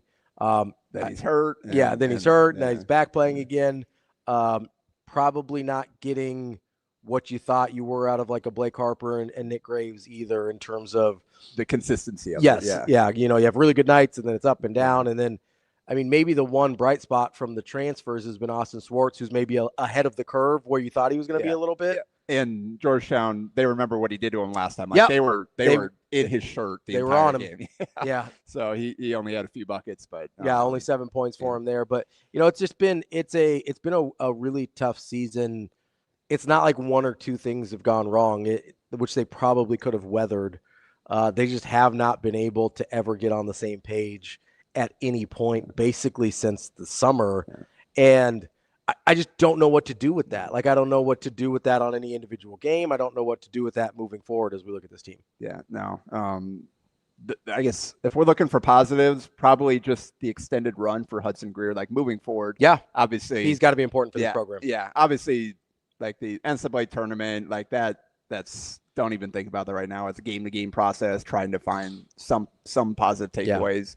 And in this case, at this point, you're just trying to be able to play well for when you go to New York, so you have a puncher shot. Because that's the only path forward here for Creighton as an NCAA tournament team. And to feel good going into whatever is going to the Crown or wherever. Yes. There's still other postseasons there you could potentially make if you would like to continue competing. And again, you're always. I have to imagine this team probably would, from what we've seen, if they're healthy enough. But Greer for 24 minutes, by far the most since he's gotten back. Harper was dealing with foul trouble, which again, this was a homecoming for him. So another situation where things aren't going the way that you would hope for a guy like that obviously has had a rough week himself. You would have hoped to see a better game for him and things go better for him. But Greer stepped up again, 24 minutes with Fedor sick, with Josh Dix, with Blake in foul trouble that opened up minutes for Hudson. And he had some shots that probably should have gone down that didn't in the second half, but he got off to a really good start. He was the only one that hit 3 in the first half for the team, came off a handoff and confidently knocked it down from the right wing. That started a 7-0 run. It started to slip away from them, and then they hit a 7-0 run to surge ahead. And he hit the 3, and then an alley-oop to Jason Green from Nick Graves, and then Graves hit Greer on an alley-oop in transition from beyond half court for a little catch and lay-in. So nice little spurt from him in the first half, and then came off the bench. Harper picked up his 3rd foul, came off the bench, and immediately knocked down a corner 3. So you're starting to see, and there are a couple of rebounds that he got in traffic where he just jumped out a heck of a lot higher than anybody else. I know, he's a great athlete, really good athlete. Yeah, you can see it's not all the way there yet, but there's certainly some encouraging signs from this game. Again, I think he was 2 for 7 from 3 of 10 overall. So didn't end up being an efficient game in the end.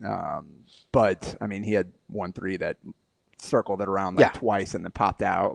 It's good process to start that game, which is good to see, because I didn't think a couple games ago, I thought he pressed a little bit. And so to see him kind of within the flow of things, and I thought was taking better shots in this game. So he's going to be a key every game moving forward. It's all right, what are you getting from Hudson? What strides is he taking? If for no other reason, just how much run can you get him so he's ready next year? And you'd like to make sure that he feels a part of this moving forward and is confident in his own trajectory. In That's his role. Something you have to be cognizant of. So especially with he was a very highly recruited guy coming out. Without a doubt. So that was a good sign, just to see him get more run and able to kind of figure some things out.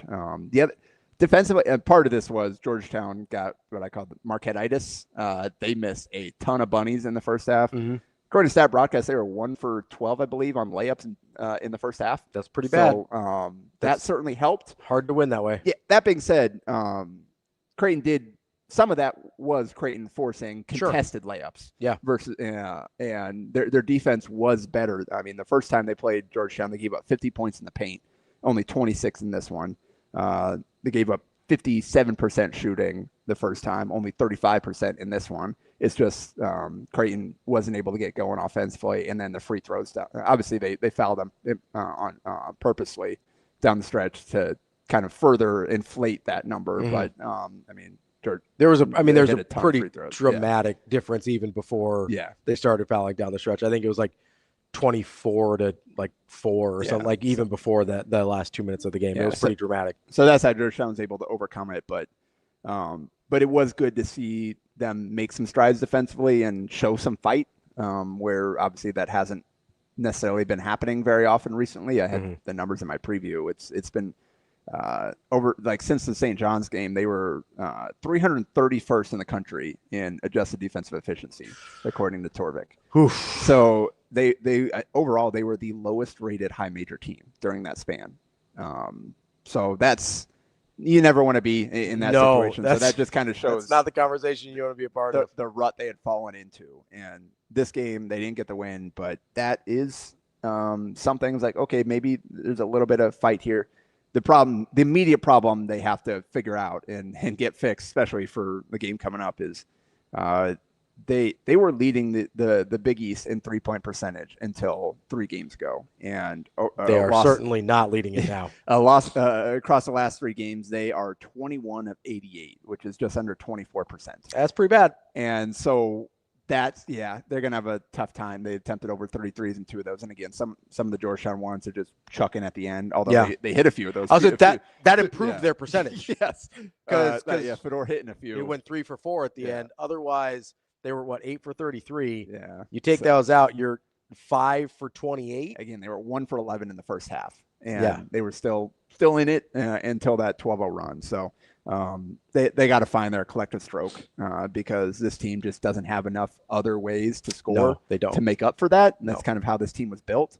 So that's the immediate kind of like, all right, they're always going to continue experimenting defense. They've got to continue to try different things. And we saw they threw out the 1-3-1 again, and some of the pressing again, and it was effective in stretches. It's just they're still struggling to rebound out of it. But they're trying some different things now. They just have to give themselves a chance. They got to get back to being able to outscore teams, and that largely starts with the 3-point line. Yeah, I mean that's what you saw in the Xavier game, right? Going like 94 for 93. Like that's stylistically the game Creighton needs to play to win, and they've got to shoot the ball well to do that. The other on the less positive side, Nick Graves actually put together back-to-back good games in both these losses. He did. And then he was playing really well, making good decisions, making plays, and then came up with the foot issue. Like you can see him, he's kind of walking gingerly out there, tried to play through it, and then hit a timeout, checked out, got looked by Ben McNair, and didn't return. And hopefully part of that is just like, hey, we're probably not let's just let the young guys go and see if they can do something here. And we're not gonna have you play through this right now because like what's the upside? Hopefully that's the case because obviously he is over these last 2 games. McDermott seems to have found something. Yeah, he moved back to the starting lineup with Graves at the point and Blake Harper at the 4. And he's stuck with that lineup for the last 2 games. It got into the point where I think they got as much out as he possibly could of the group that he had been starting. Ty Davis Trout. Group. So it was time to try something different. And again, Graves played well against UConn. Part of that was just hitting shots, but he made good decisions. He had 5 assists last night. They only had 11 last night. He had 5 of them. Yeah, and they had 16 turnovers. He only had 2 of them. And that was a huge part of it. And some of them were just sloppy. Some guys just getting the ball picked or making some bad passes. But again, going back to the beginning, it's understandable if maybe the guys were a little distracted and not totally locked in this game. Anything else on the men? I guess just touching on the pink out, they raised over $100,000. The auction made over $43,000. And that's in a year where obviously the excitement around the program isn't what it normally is. Not what it has been. So I think that just kind of speaks to the passion that the fan base has for this cause and for what the program does. And again, McDermott talked about how much it means to him and just how blown away he is by the way that everybody has embraced it, the people behind the scenes that helped him organize this and get this off the ground, and obviously the fans that participate every single year. And again, that moment at the under 8 timeouts always gives you chills. And so it's just unfortunate. Obviously, UConn's just in a couple tiers above where Creighton is right now, just completely outclassed. Again, they competed for about 15 minutes of that game. They played them to a draw and then got away from them. So not a whole lot basketball to take away from that, but I think it was cool. It's unfortunate that on such an emotional day the game went the way it did. But I think it was cool just seeing how much that the fans are still kind of locked into this cause and doing what Creighton needs. For sure, it's certainly one of the best things that Creighton does. And maybe one of the best things anybody in the country does, if we're being honest here. So they got Seton Hall next, and then DePaul after that next week before we talk again. Like I said, they have to find that 3-point shot because Seton Hall, they are really, really struggling offensively. They've dropped some games recently. They are kind of playing their way out of the NCAA tournament, which means this is a game that they can't afford to lose, so they're going to come out desperate. They are really tough interior defensively, so Creighton's going to have to be able to knock down threes to loosen up that defense. There you go. On the women's side, things are looking better. 2-0 week. That's what you called for. 2-0 week. That's what we called for. That's what we needed.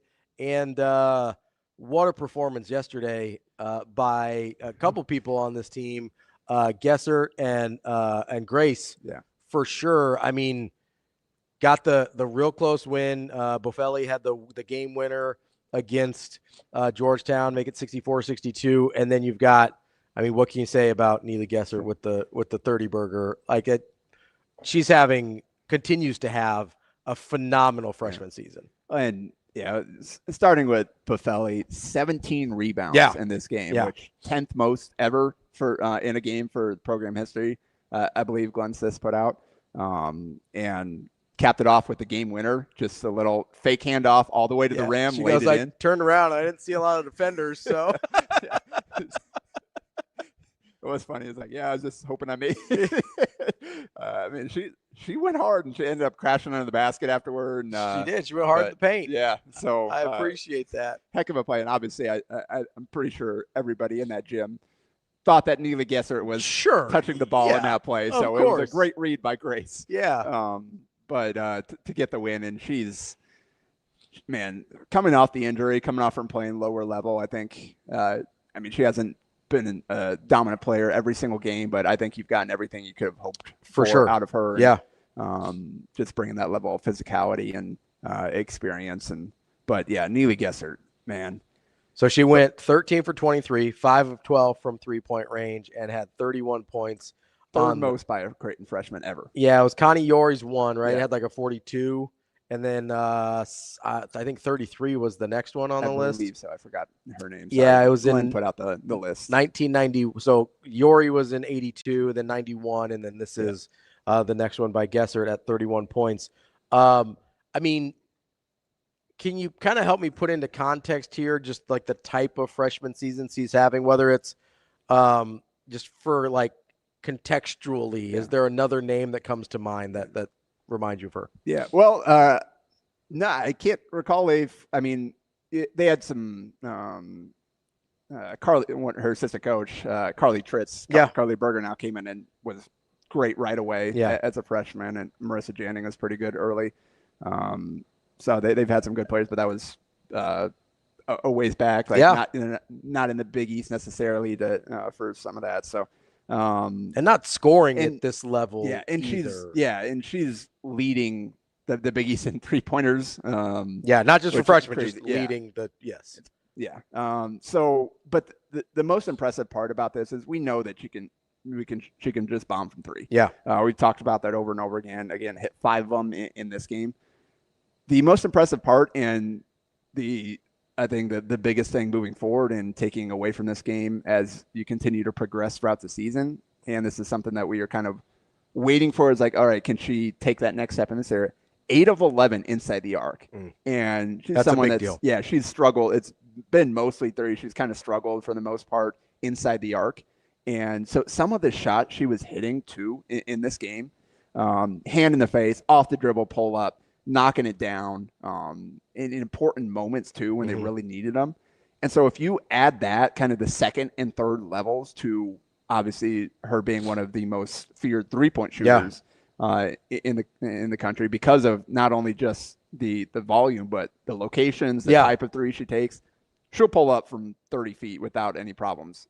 Zero conscious there. So she'll launch from anywhere. So now that means that closeout has to come that much faster, that much more urgent, which opens up the attack. Yes. And she was able to do that and get to her spots and hit shots. So I think if she continues to add that to her game, now we're talking about something truly special here as she progresses throughout the rest of her career. So for context there, going into last night's game, the season stats on Creighton haven't been updated yet, but going into last night's game, she had taken 234 field goal attempts on the season. 176 of those had been from outside the arc. So not quite an Ethan Rogge ratio there, but we're getting in the neighborhood. It's about 75% 3-point rate. Yeah. So we're getting in the neighborhood there. And because of that, the field goal percentage overall is very similar to her 3-point percentage. It's 38% to 39% basically. So to go and have an efficient night from inside the arc as well as go 5 for 12 from outside the arc,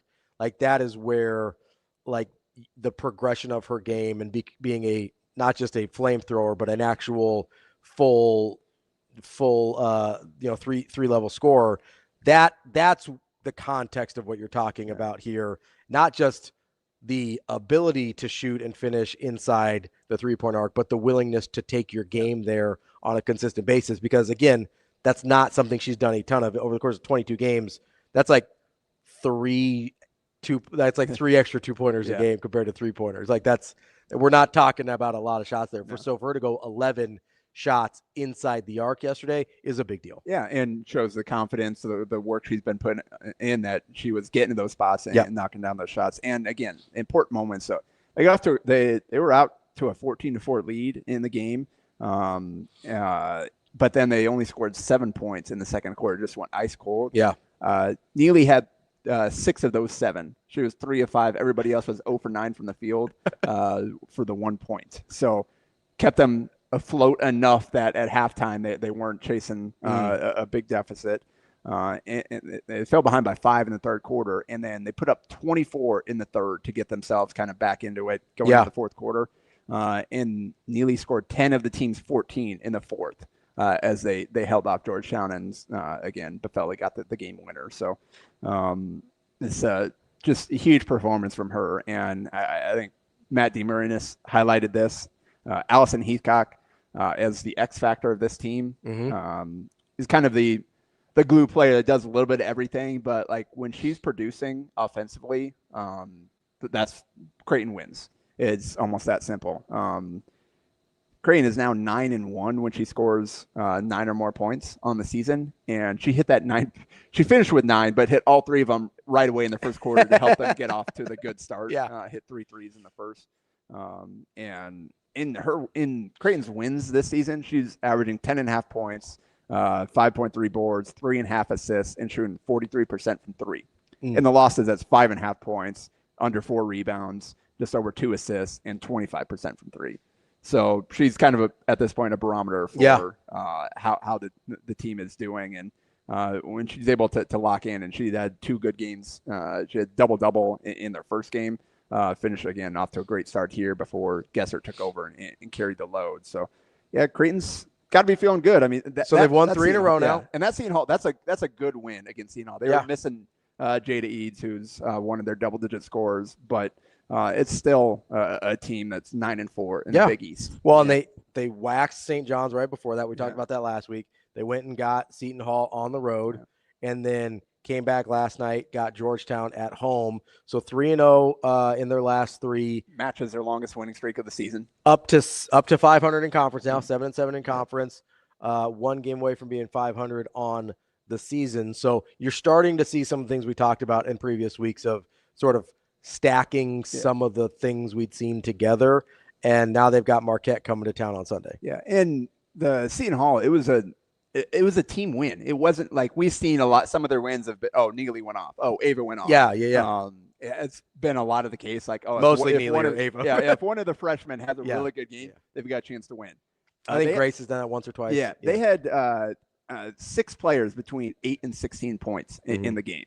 And against they won. Seton Hall. Yeah. And they won despite shooting 8 of 28 from 3. Yeah, which is not something you thought they could survive. No. Honestly. They held Seton Hall to 32% shooting. So they won with their defense, which has been inconsistent, I guess you could say, this season. And put together a run early and then a run late to seal it. Heathcock had the double-double, like I mentioned. So a huge win for them. So with these 2 wins, they, like you said, they're 7-7 in conference in 6th place.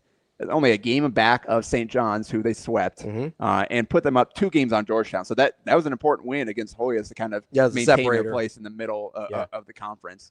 And they really needed these wins because the next 3 are the top 3 teams in the conference. It's tough, Marquette, UConn, and Villanova. So I mean, obviously with UConn, you chalk up the loss. It is what it is. Yeah, Seton Hall lost by 40. Yeah, and again, that's a good Seton Hall team. So and 40 or 50. And Marquette, they lost by 18 on the road just about a month ago. The one that kind of interests me in this stretch is Villanova. They almost got him the first time, let that one slip away. Yeah, so like it ends up being a 10-point game. It was closer than that. It felt like they had a real opportunity to win that game. So that one is interesting here. Obviously, my goal, if I'm Creighton, is I try and I want to be in the game with Marquette, right? They weren't really in it in Milwaukee. I want to be in that game. whatever happens at UConn happens at UConn, whatever. And then I really think you got to get the Villanova win. That's important. I think if you go 1-3 in these next 3, you feel pretty good about where you are considering this. Yeah, it's the top 3 teams in the If league. you can get either that Marquette or Villanova game, again, at home, you're feeling good. Both of those are at home. Yeah, it might be a little tougher coming off that UConn game to turn it around and get that Villanova. So you've got that impact of it as well. So maybe that Marquette could be the better chance, although there's some tough matchups there. So, I think this week was huge for them just to where they are, to knowing easily could, if you let that Georgetown game slip away, you don't get that 1 seed, how you're standing at a 5-game losing or more, even beyond that. So huge to get those wins. So now you're kind of playing with a little bit of house money going into this stretch against the teams that you're definitely going to be an underdog in all 3 of those games. Absolutely. Anything else on the women's side? Nope. I think that about covers it. All right. So that is your Bluejay breakdown for the week. We will be back next week. We also will have, starting up here pretty soon, we're going to have some Nebraska post games following the Hurrdat Sports Live morning show, as well as they head into the end stretch of their season, both the men and the women, and as they head into Big Ten conference tournament play as well. So just a little programming note there for you. That's Jacob. I'm Ravi. We'll be back tomorrow with Hurrdat Sports Live at 7 a.m.